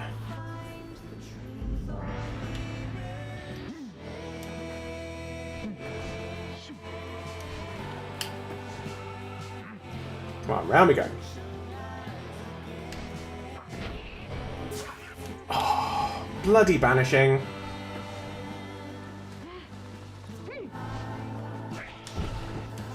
Oh, so close! Come on.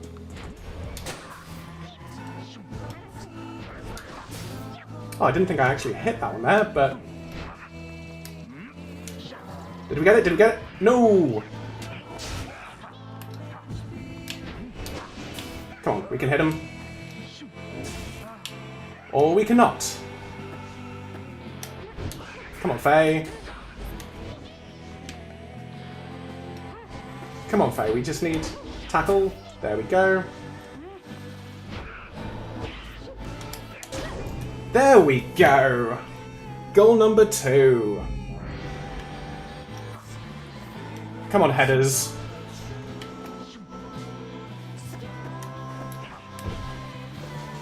Round. Oh, their dashing is so... Oh. Did not mean to do that. I kind of forgot Tizo's special imploding. That was my own fault.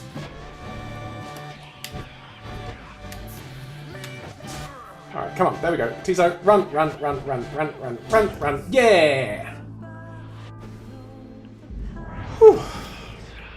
Islach, we invoke thee, for we seek thy ancient strength. Befoul our enemies within thy blood. Damnation to the Night Wings. Damnation to the scribes.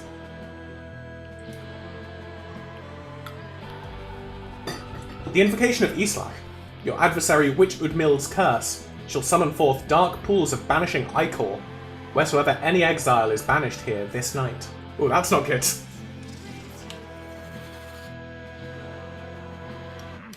Ooh, we've got all 3 people at least.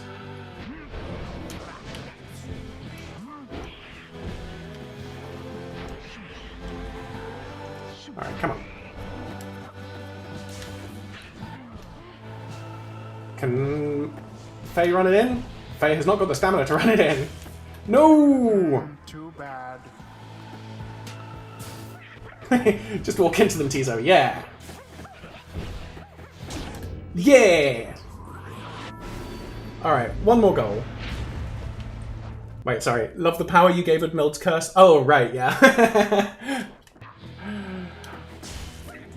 What can I say? I like the voices.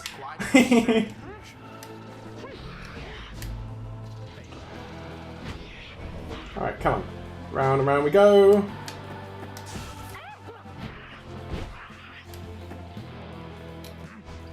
Right. Oh! I didn't think that they could reach me. Alright, let's... No! No, no, no, no, no! Don't forget that... Ah, she has a long-range jump. I kind of forgot about that.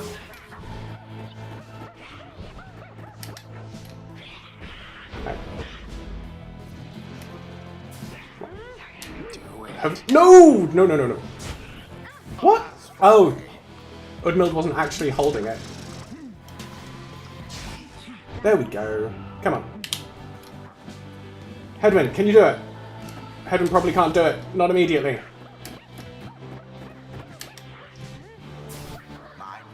Right, come on. Yeah! Noxalis! The Nightwings proved their worth. An outcome which left little room for doubt.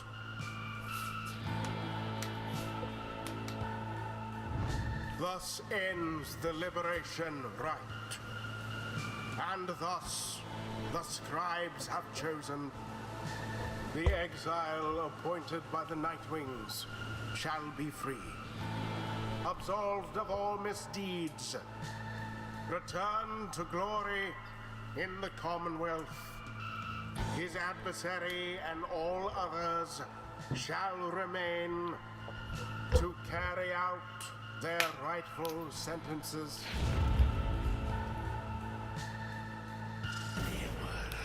Know that this affront against Islach has been recorded, and his vengeance shall darken the skies. I'm sorry, Edmild, but I'm also not sorry. You seem kinda like a bad egg. But yeah, you were right with that long-range jump for Faye. That was great. We did it. Then I guess that means I have to go. I broke my vow to her, that we would all go free together. Reader, my friend, why would you do this? Will you ever forgive me? I didn't actually check and see what their sort of contributions to the plan were. I didn't actually notice that anywhere. I don't know if Hedwyn was a good choice, but Hedwyn has gone. No, well, he's going now, I guess. Ikami. Wait for me, wait for me. Fikani, someone for whom Hedwyn cares deeply. They were separated in the Commonwealth, and has really cool hair. He remained silent for a moment longer, then... Listen to me, all of you. I will not forget this. If there's anything at all that I can do back on the other side to help the rest of you, then I am going to find it, and I am going to do it. And at the very least, I will do everything I can to make sure that by the time more of you come join me back at home, that it'll be a better place for all of us. Look, I don't have long now, so just thank you, all of you. I won't forget this. Then he plunges out of sight into the shimmer pool. His voice is audible, but growing faint. It's happening. Goodbye, my friends. Reader, everyone, goodbye, until we see each other. Hedwyn earned back his freedom. May he return in glory. Godspeed, Hedwyn. The 8 scribes are ever merciful. May he go in glory. Yes, indeed. The cycle of the rites may soon commence again.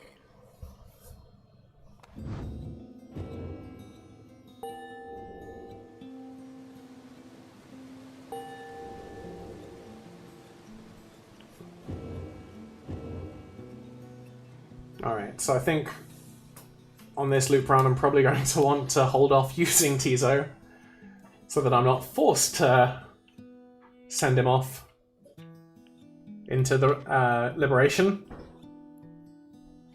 May the scribes have mercy on us all.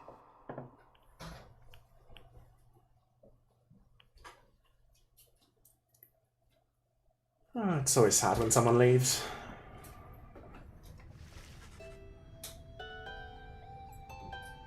Page revealed the Withdrawn. You return to the wagon after having prevailed against the Withdrawn in the Liberation Rite. I had a good feeling this would happen. Tizo is pleased that Hedwyn is finally free.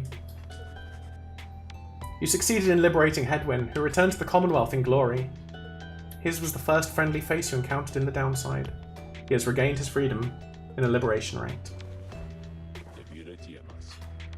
We did what we could. With each Liberation Rite, we strive to advance our plan. Which is at 44%, alright? A brighter future awaits at the end of our path. For now, we must persevere. Speaking of which, reader, I take it you have seen the stars, or should I say the lack thereof? You have, or did. Once more, the sky is all abyssal darkness. following the liberation rite. No stars illuminate themselves to guide you further on your path. Then let us go once more to Moonlight Alcove. I have an errand I must run. Besides, once we arrive. Best we recover now, and make our way southward at first light.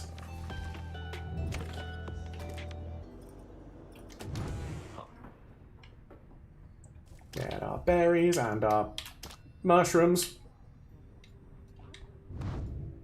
And I want to see if there's anything about that sort of relevance to the plan.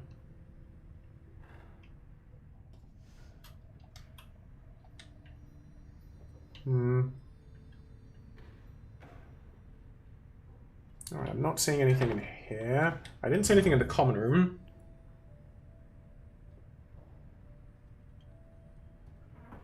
Oh, alright. I was like, did I miss something important when you just decided to question mark everywhere? But yeah, is there somewhere that I can see, like, each person's influence on the plan that you know, or...?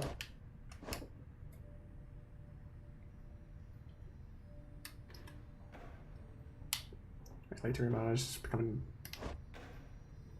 Yeah, I'm not seeing anything.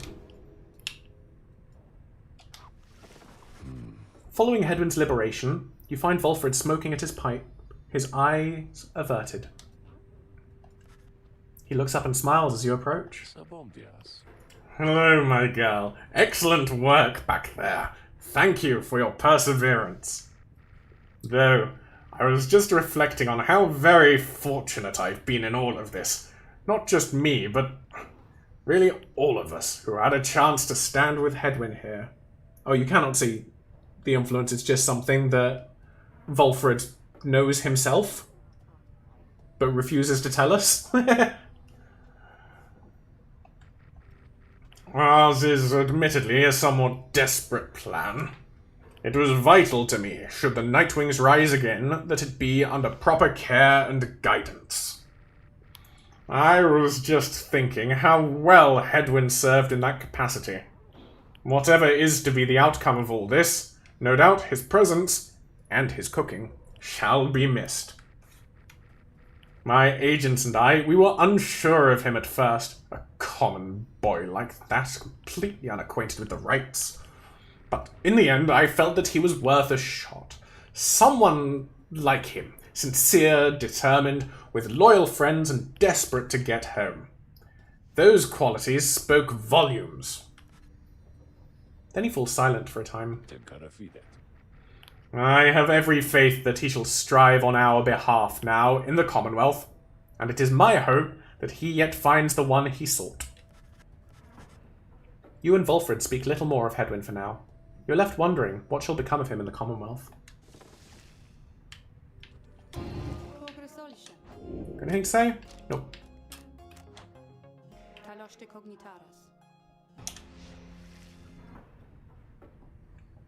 What passes for cooking supplies here? Hedwyn used to do most of the cooking, but now? Hedwyn is plucky anime protagonist. Except with less personality than most of them. I don't know, I just felt like Hedwyn was kind of the least developed out of all of them. Alright. Let's continue our journey.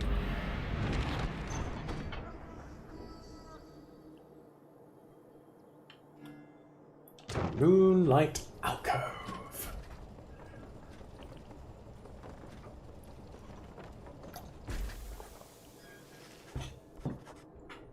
You once again find yourself amid the serene walkways of Moonlight Alcove. Here you can await the time until the stars deign to shine for you again. Oh, alright.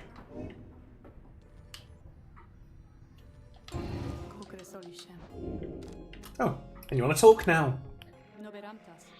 It shall be as you wish, and thank you for relieving me my boredom for a bit. Oh, did I accidentally do a practice right? Whoops.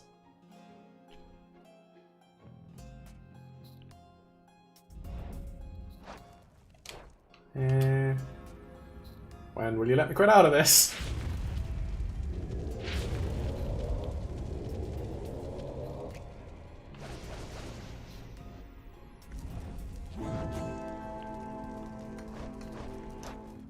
Oh, wagon, there we go.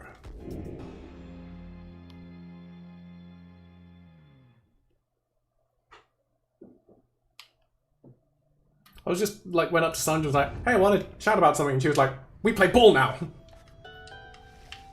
I'm like, no, I'm not in the mood. Just want to chat. I thought I told you to be gone. She's pushing you away, she did before. Perhaps I ought to cease my services to you if you insist on disrespecting my wishes thus. Would that sound good to you, O reader? Imagine not having access to the loathsome trinket which I grant to you. Imagine those idiots of yours having to get by without my tutelage. I can imagine it just fine myself. I was once a weapon, used to kill an emperor. Attempt to kill him anyway. Now I am, once again, a tool being exploited, soon to be discarded. Go on then, leave me be, go about your business, and let us pretend we do not know full well how this shall end between us. Well, Sandra, I take it Sandra isn't actually going to completely discard us if we keep asking her what's on her mind. I am always prepared to cut your idiots and their egos down to size. Who shall it be? Who have we got left to do with the scribe trials anyway? Is it just Pamatha? I think everyone else has done it, haven't they?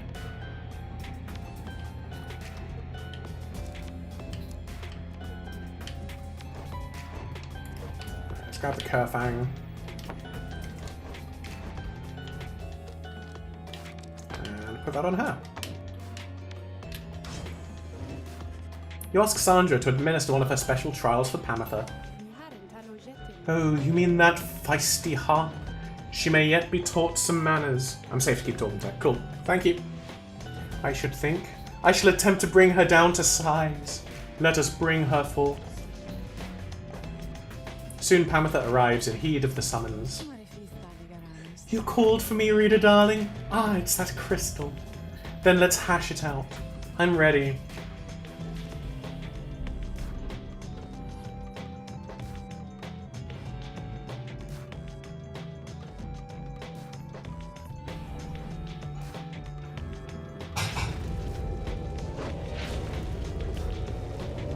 The apparition Sandra appears and unfastens her mask. Listen well, harp. You answer to me here.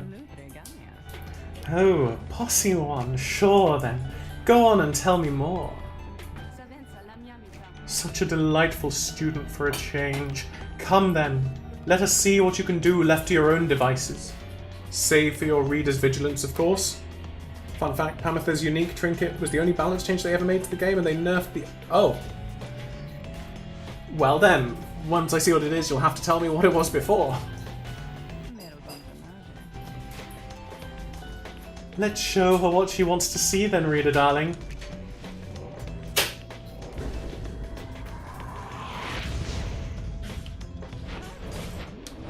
Alright, let's charge. Come on, round and round you go.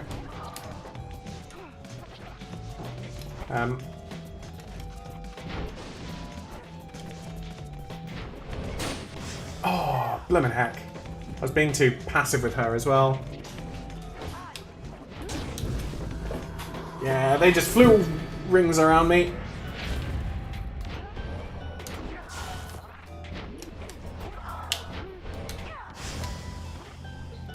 Alright, there we go. Come on. And then we go. Yeah! Alright, I only need to do two scores.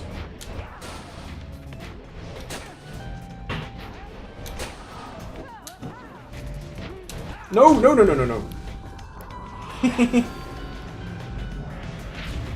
Even with the nerf, it's still really good, is that? Cool. Did I get it? Yeah. Come on. In we go. In we go. In we go. There we go.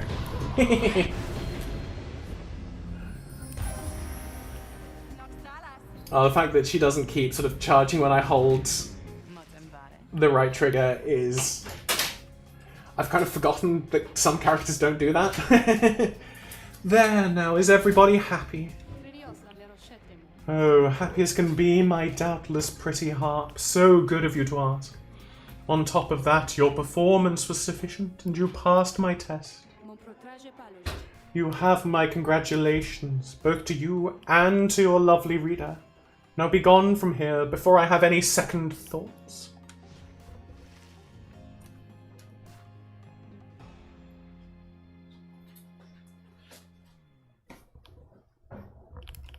Alright, let's see what this trinket is.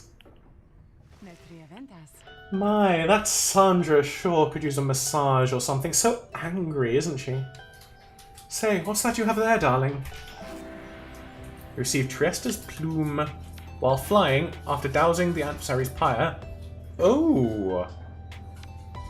That is really good.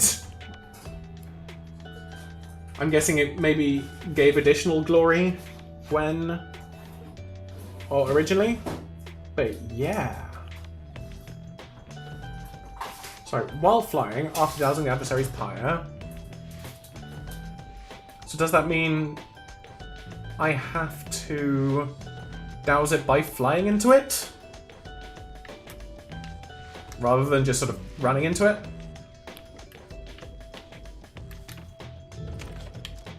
Alright, let's bide our time. We have returned to a place of respite. Please make yourselves comfortable, such as you can. We are at the mercy of the stars, but I expect they shall shine bright again in time. As for me, I shall return by then, for there is something I must do. There, from atop the sacred mountain, you gaze down into the abyss that is the downside. You wonder when the stars shall align themselves once more.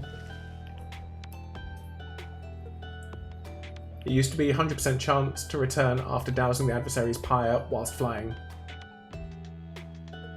Wait, I thought that it still was a 100% chance, but it just gave you additional glory. Did I misread something? I'll look at it again in a moment. There, upon the sacred mountain, you and your companions once more await the night the stars begin to shine again. The plan of which you are all a part is set in motion. The Commonwealth, a nation that stood almost for 1,000 years, is in turmoil. If your companions return there through the liberation rite, what sort of place shall they be coming back to? Many moons pass. One evening, amid a downpour with no interest whatsoever in relenting, Volfred requests everyone to convene. You understand he has an announcement of some sort. Oh, it's 50% with additional glory. Alright. Soon everyone is assembled and Volfred regards the group. Everyone! There is an aspect of our plan which I've not talked about with you at length. Look around at your companions. What do you see in them? He lets the question hang a moment in the air. I'll tell you what I see in all of you. In all of us. I see in all of us a living vision of the 8 scribes themselves. Each one among them hailing from the different tribes which later formed our Commonwealth. My observation does not come from pompousness, I think. Rather, I believe the scribes themselves desired, or shall I say desire, such a course. Together, they created all this ceremony of which we are now a part. The exiles, liberated through their rites, went on to found the Commonwealth, based on their values and their teachings. Thus, an instrumental aspect of our plan is to embody the spirit and the culture from which the Commonwealth arose so many centuries ago. That way, when we are all united on the other side in solidarity, the people all shall see that we reflect the values they yet cherish in our hearts, not merely our own. Anyway, we are still missing one key representative, on behalf of Molten Melith. And I happen to know a certain bog dweller, who I think shall fit the part most splendidly indeed. Bertrude! He motions for someone to approach. A certain bog dweller slithers forward. You recognize her straightway. It is my pleasure to introduce to you a dear old friend of mine, whom I believe you've met. Welcome to the Nightwings, Bertrude. The bog dweller, called Big Bertrude, utters something guttural by way of greeting. We are to understand that ye require further aid from us. Yes, dear Bertrude, the time has come. Bertrude here is far and away the most accomplished alchemist whom I have ever met. You soon will find that she knows much about the rites as well. Are you hyped, Callow? Bertrude looks you and your fellow exiles, each in turn. We frighten ye, apparent. Everyone is silent as Bertrude searches their expressions. Then tremble, small ones, and hold well thy tongues. Oh, is she that great? I am interested to try her out. Lest we remove them. She takes her leave without another word. Please excuse Bertrude's blunt manner. I guarantee she shall more than make up for it. Everyone disperses. It seems now that the ranks of the Nightwings are complete. Bertrude joined the group. You sense a powerful presence. Now then, my girl. Perhaps you notice that the stars are bright once more up there beyond those stubborn rains, meaning it's time that we got back to business. Indeed, once more, several stars shine bright within the cold and storming sky. I'm also assuming that at some point we're going to end up controlling Volfred.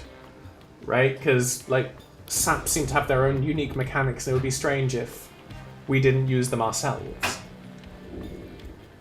The stars themselves await the will of the Nightwings.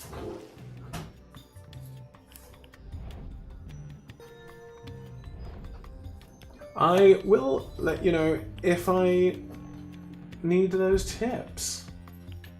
So, we could go challenge the accusers, whom we've not challenged yet. There's the Fate. Fate was Faye. And here are the Essence, who would presumably be something for Pamitha. So the Essence are on their way to winning right now. I'm probably okay with playing off against the Essence, actually. Probably more so. I'm probably keener on facing them than I am Chastity.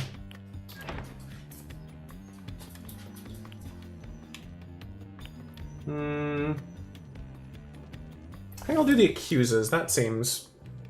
She was part of the core of my team when I was playing with all the Titan Stars on. Ah, fair enough. Yeah, let's go this way. Back to Buff Rapidash. Your next adversaries are to be the Accusers, led by one called Lendl, whom I believe you first met many moons ago. His is a tale I hope shall be forgotten. He is the cold-mannered head of the Accusers and bears an old grudge against the Nightwings. He then tells you what he knows of your next adversary. Lendl the Liar, the first adversary you confronted in the right, not long after you took your first steps on the path to freedom. A former constable of the Commonwealth, he gained a reputation for his strict and brutal manner. By any means, he always caught the crook. Once he arrested a civilian who hated him on suspicion of theft of Commonwealth artifacts that had gone missing. Lendl discovered the artifacts himself in the civilian's home. The suspect soon was exiled. Still, he denied the charges, even as they cast him downriver. Well, this is seeming, unfortunately, relevant right now.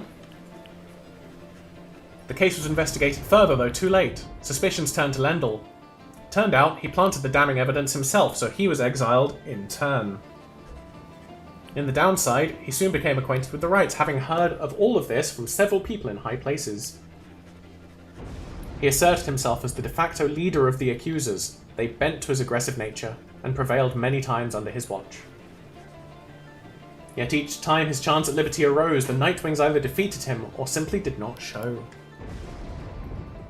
At any rate, Lendl shall be looking forward to our arrival, I expect. We may resume our journey come daybreak, but in the meantime, I would advise taking what rest you can. You bid the lone minstrel a good evening. At dawn you shall take flight again. All Lendls are douchebags, except there was a pretty good pub up in York called Lendl Cellar, which I was a pretty big fan of. That Lendl, great. This Lendl should, you know, never have been given authority, and is probably a product of the corrupt system in which he was trained.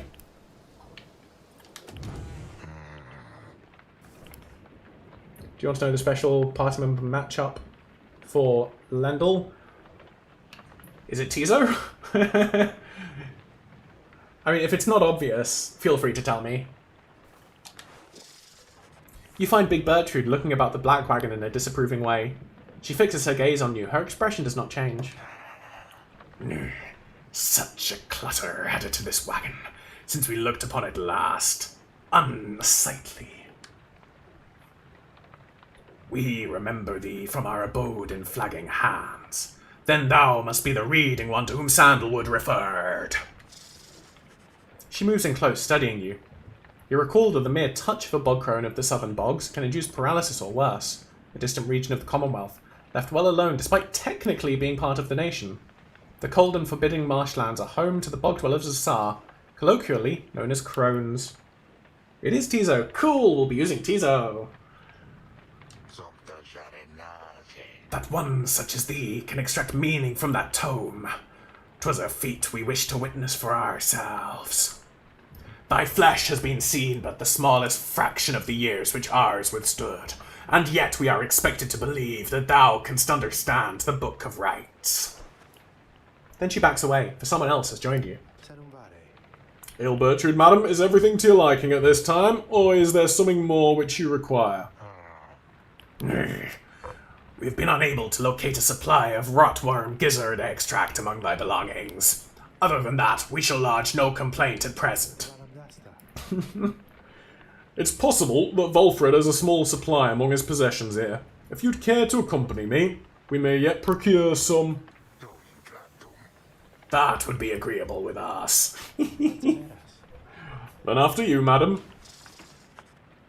As they depart, you think you see the lone minstrel nod his head your way.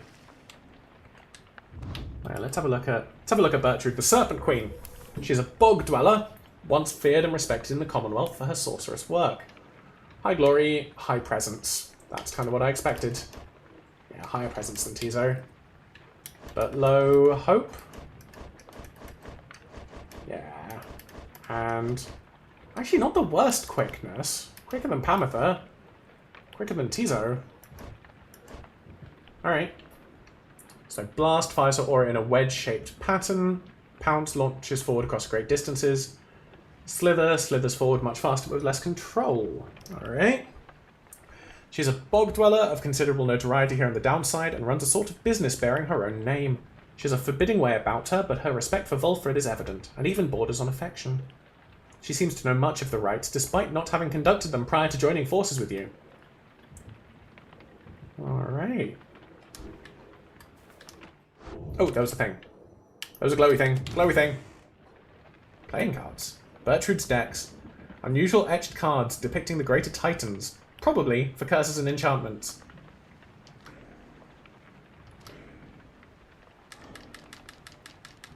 Don't know what that's doing. Alright, let's continue on.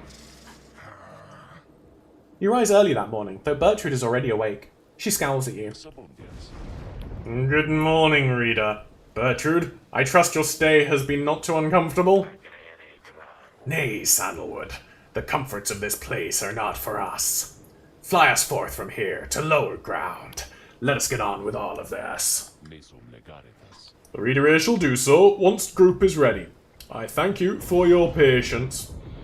And in the meantime, I offer you this complimentary pen as apology for your delayed stay up here at Solium's Rest.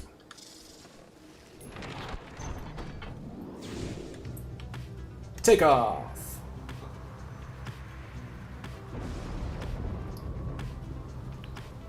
Alright, let's head down. Soaring far above Sglorian shore, you notice Pamitha gazing down at the frozen cliffs below. That damned place down there, I like it least of all, I think. Among everywhere we've been. I'm thankful there's been no reason to return. Reminds me of my home is all. The high-wing remnants. We all grew accustomed to the thinner air, amid the cliffs, the breaches, the clouds above your commonwealth. But it was not the nicest place. Little wonder that my sister settled for a rather warmer base of operations in this land there, by the nest of Trieste. Anyway, I'm pleased to have to spend as little time as possible near here. Let's fly on by and go about our business.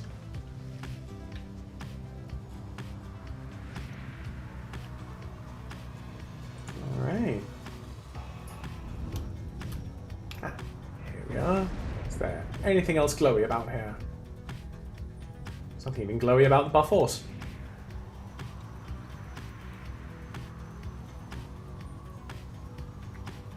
Alright, so Rookie thinks we can find something of value there, or here. Ooh! Yes, please. Those are the only two, right? Yeah. Can I... There we go. That sort of hovering text somewhat obscured the landing prompt. Hey, Volfie. Volfred is poring over a copy of the Book of Rites as you approach. He looks up at you and smiles. The Road to Freedom, written in a book that hardly anyone believes exists and fewer still can read and comprehend. Sometimes I marvel how absurd all of this is, my girl. Tell me something, though. I've spent so much time considering the book, but known so few with whom I could discuss it in much detail. You've had some time to turn through it by now, so what do you think? Worth all the fuss? I mean, I have only skimmed it, but you know, I did find it kind of interesting. Let's go with that. You told Volfred the book has fascinated you, and that you have never seen anything quite like it. He nods slowly as you describe your experience with it. I share the sentiment. To have in our possession a genuine artifact from a forgotten time. How much of it is exactly true, and how much of it is the scribe's retelling of events? I find it endlessly fascinating to consider, I must admit. He puts away his copy of the book with care. It's amazing that these volumes have survived for all this time, I think. Whatever they are made of has withstood the ravaging effects of time quite well. And the ideas there contained, they remain rather provocative as well. To think that the Commonwealth disavows of the existence of this book despite official recognition of the 8 scribes. Although the reasons why are in there written plain. How fascinating that its secrets have been kept for all this time. Anyway, you'll have to excuse me for my extracurricular interest in its teachings. I used to teach a version of its history. To have access to the real thing has brought me some small pleasure. Let us be certain to preserve these volumes for whomever shall be next to use them. He turns his attention to other matters and bids you a good afternoon. I don't think I'd quite picked up on, like, the scriptural allegories of this book yet, but that very much seems to be the case. Like, I mean, it was obviously a book of rites, but, you know, the whole idea of it being a banned book with sort of text in it containing what people are saying, you know, provocative ideas and very specifically written by people. Ah, there you are, reader. Shall we get going, then? You accompany the lone minstrel on an excursion through the stifling vapours of Highwing Cove. The high road to the nest of Trieste is patrolled by the Commonwealth's ancient enemies, where it seems the stars themselves recently shed some of their splendour. Collecting stardust is a laborious and delicate process, though some find it rather meditative. It's a subject of celestial origin used to enhance a talisman's effects. The stars themselves are the instigator of rites. In time, you have gathered a good supply of the stuff, and return together to rejoin the others. You found... Ooh. I think I'd rather have had a number of smaller stashes, but I'm not complaining about that. Because the question now becomes, what do I use it on? Because I'm clearly not going to use it on Haug's Wing.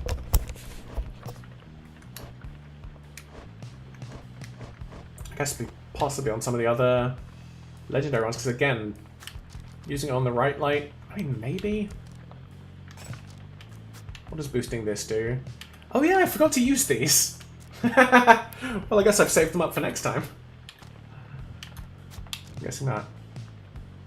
Yeah, that's not... I mean, it's decent, but don't get me wrong. So which one of these do I actually see myself... Oh yeah, I'm gonna sell that.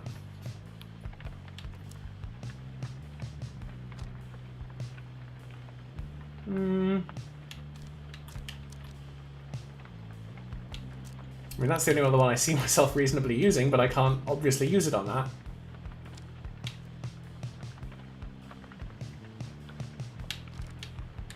I think maybe I save it up for any future talismans that look good.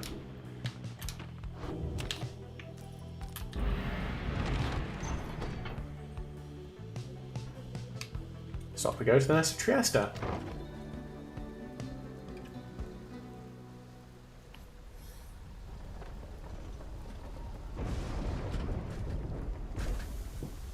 Well, I figured that with, like, was it the Flaming Leech, the one that you particularly like? Let me just check. I have not tried to talk to Sandra yet this time, have I? Or have I? No, I have. And no more berries or mushrooms. Cool.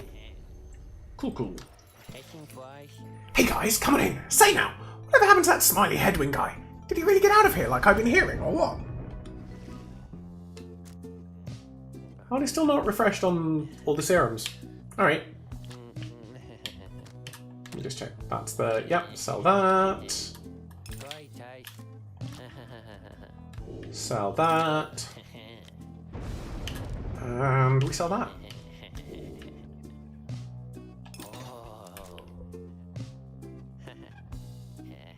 Ah, Flame Leech doesn't need to stop dust, it's always at full strength, so sort of like the Luminous Idol type thing. Alright, +4. I think that's worthwhile.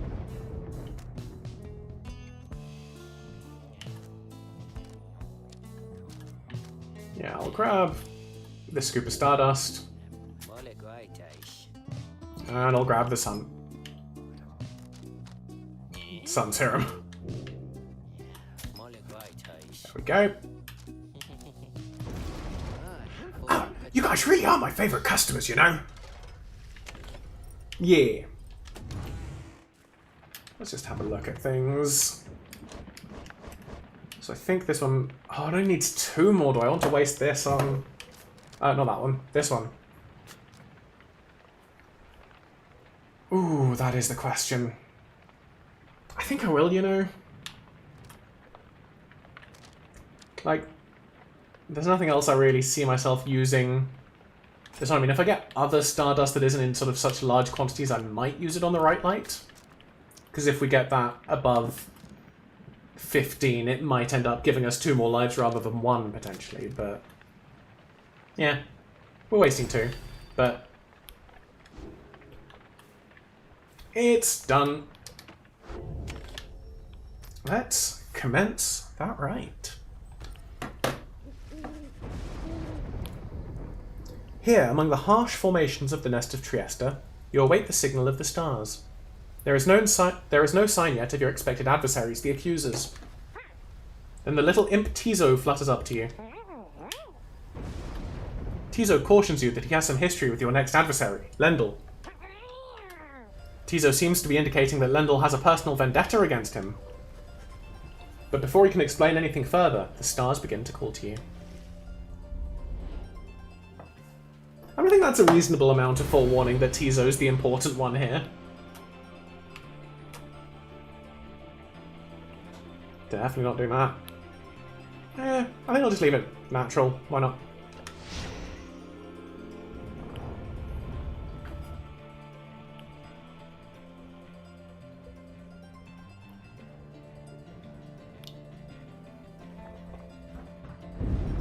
much vaunted Rita has returned. And it would appear her ranks grow stronger.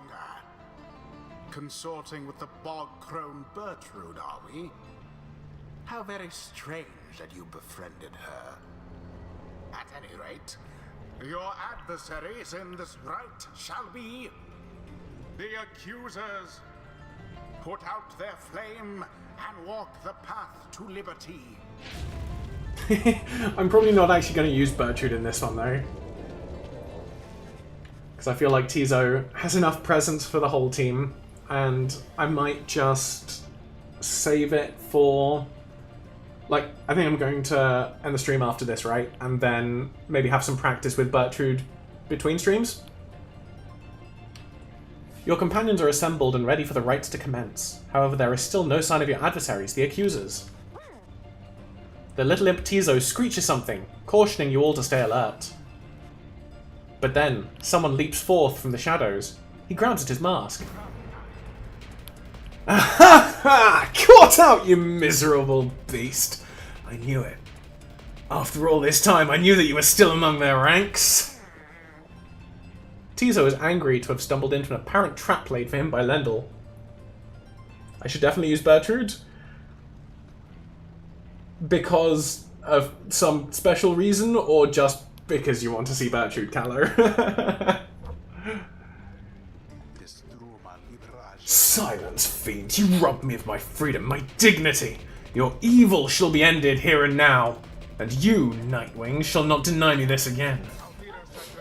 Come then, my accusers, for we face, again, none other than the spawn of the accursed imp, Hobe the Swallow! Let us show him now that he is a disgrace! Tizo whistles something angry back at him. Whatever transpired between him and Lendl in the past, Lendl evidently has not let it go. Ah, just because she's awesome. Hold a moment, reader. The crone Bertrude slithers forth, wearing the raiments of the rites. Now that Bertrude is among our ranks, it would be best if you became familiar with her repertoire. You have no obligation to make use of her abilities, of course. Well, we're going to get a tutorial, so that at least means that I might use her if I feel like the combinations would be good.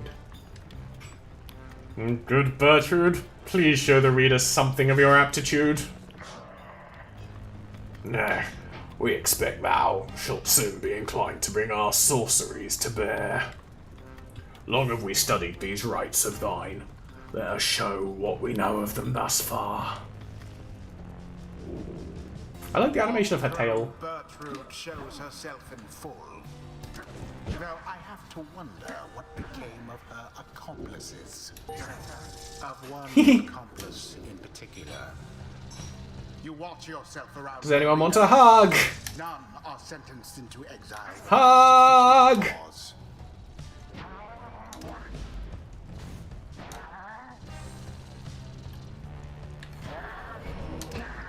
Alright.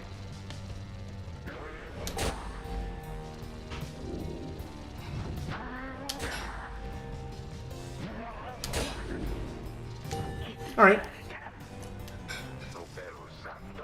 I can go with that. Now then, reading one, know that our freedom is of little consequence to us. We side with ye because of Sandalwood, because of his plan. We shall aid ye in the rites. We shall aid ye in that plan. Thus we are at thy disposal and await thy bidding. Still at 44%. Who shall conduct the rites? I mean, we're having Tizo. Tizo. Let's have a look at them. So, yeah, they're all nomads. Which makes me think taking quicker people is probably better. We've not used Ruki in a while. We've not... Gilman still needs to level up as well. Oh! And Bertrude can go pretty much straight up to level 3. Alright. So I think I'm going to use Gilman. With... Who's got the Curse Fang? You have the Kerfang. Let's get Gilman in there. Sir Gilman. And we'll have Bertrude with... Where's... Oh, there's the right light. Cool. You happy, Callow? This knight shall not stand idly by while the diminutive Tizo suffers such slurs. Nightwings, the wicked fiend you serve is an affront. He denied my rightful freedom in my moment of triumph. I shall never forgive him or any of you.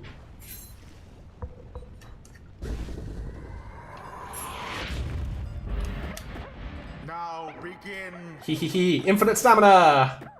Yeah.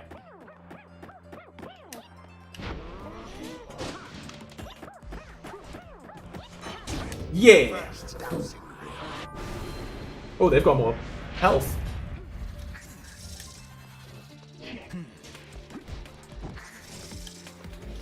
Haha!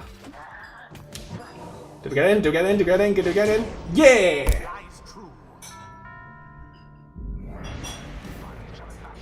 Hold still, you misbegotten little pox! We are not finished with you yet. Why did that go Australian? Tizo utters at Lendl a slew of the absolute worst imp profanity. Yeah! Your curses could not possibly affect me any further, you foul spawn, for you have taken everything from me already. But if I am to be trapped in this forsaken hole with you for the remainder of my days, then I shall see to it that yours shall be as doleful as mine own.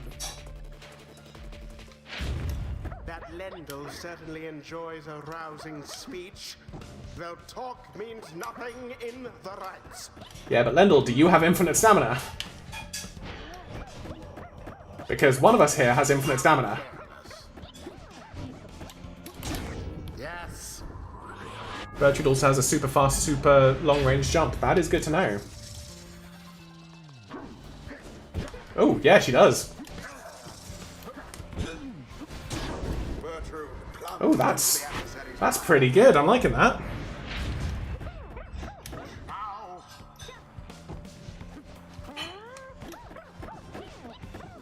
Yeah. Probably should have had some Titans get in on this.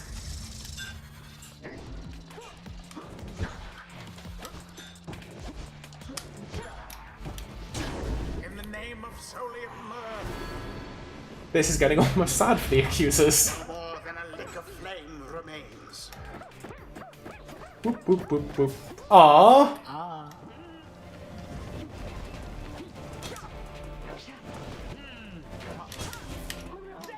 No, nope. Aww. We're so close to making it a complete shutout. And it is done. Noxalis. The Nightwings prevail. They hardly deserved it, though, if you ask me. Oi! We dominated them. What you talking about, voice in the sky? Tizo is very pleased that you prevailed, but wishes to make a quick exit at this time. Blast! Where did he go? Where did he go? That infernal imp, it's a monster in disguise, a fiend. Come forth to torment me until the day I die! Lendl storms off in a fit of anger. Tizo reappears once the coast is clear and expresses his gratitude again. What Lendl said before, if Tizo truly is a descendant of Haub the Swallow, then he has quite the legacy to live up to. Boundless are the teachings of the scribes. Understanding deepens in the mind of the imp Tizo. Tizo gives thanks to Haub the Swallow for watching over and protecting him. Yeah.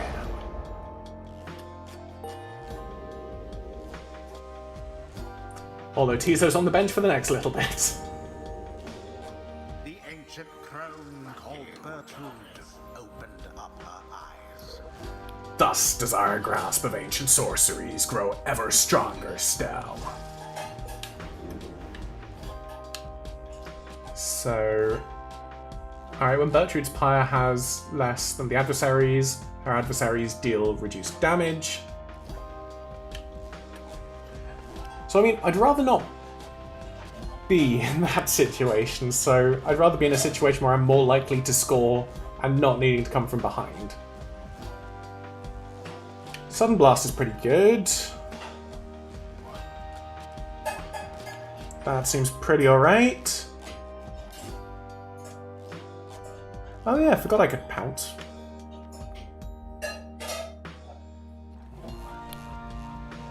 That seems like it could be decent for me. The additional glory.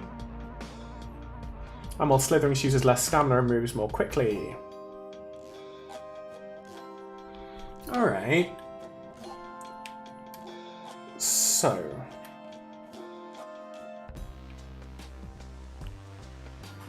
I quite like this. I quite like this.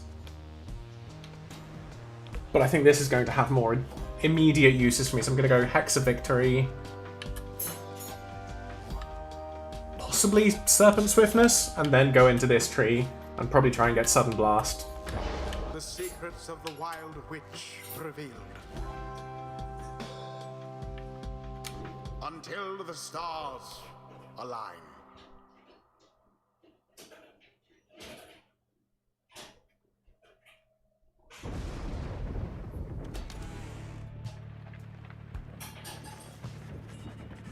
After thwarting the accusers in a rather one-sided contest, you return to the wagon to find Volfred and the lone minstrel in the midst of conversation. Most strange that this one star should be illuminated now. This is not what I expected. Nor I, Volfred, sir. Then Volfred notices you there. Yeah, 2 and 2 seems reasonable there. Reader, Tariq and I observed a strange occurrence in the sky is all. It appears that the star of Kylma Ropecaller, the first exiles, came to this land not by force, but by heeding the Ropecaller's deceptions. The traitorous former aide to the Emperor. His actions inadvertently led the 8 scribes to find each other. It is but another star, except our models and predictions of the cosmos did not anticipate this. Anyway, go see for yourself. I shall make the wagon ready in the meantime. I mean, yeah, this... I'm not unhappy with the way the sort of my instinct seems to be working in this game, given that we are yet, I think, to lose. We've, like, lost some scribe trials, but I'm not really counting those as losses. You see only you see only a single shining star illuminated far above. It is just as Volfred indicated. You regard the looming star.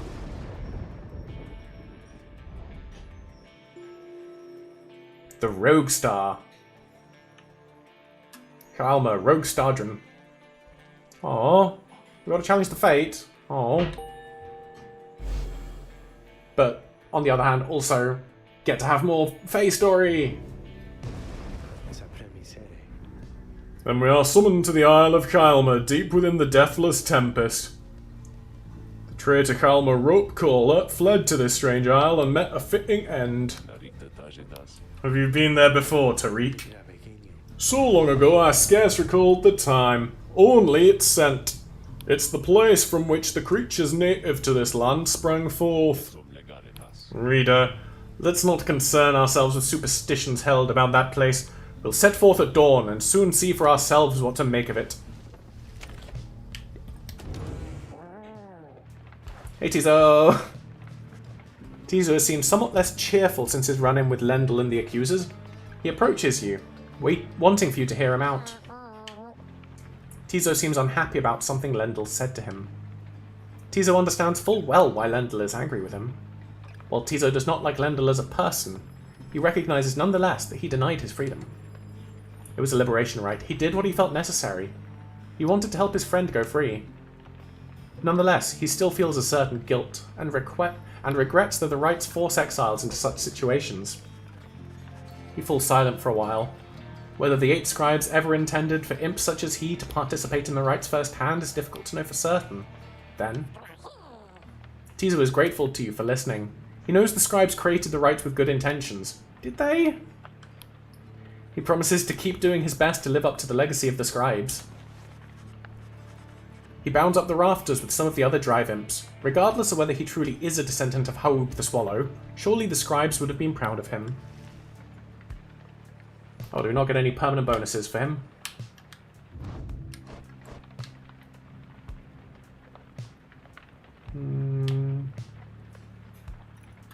No, not by the looks of things. Oh well.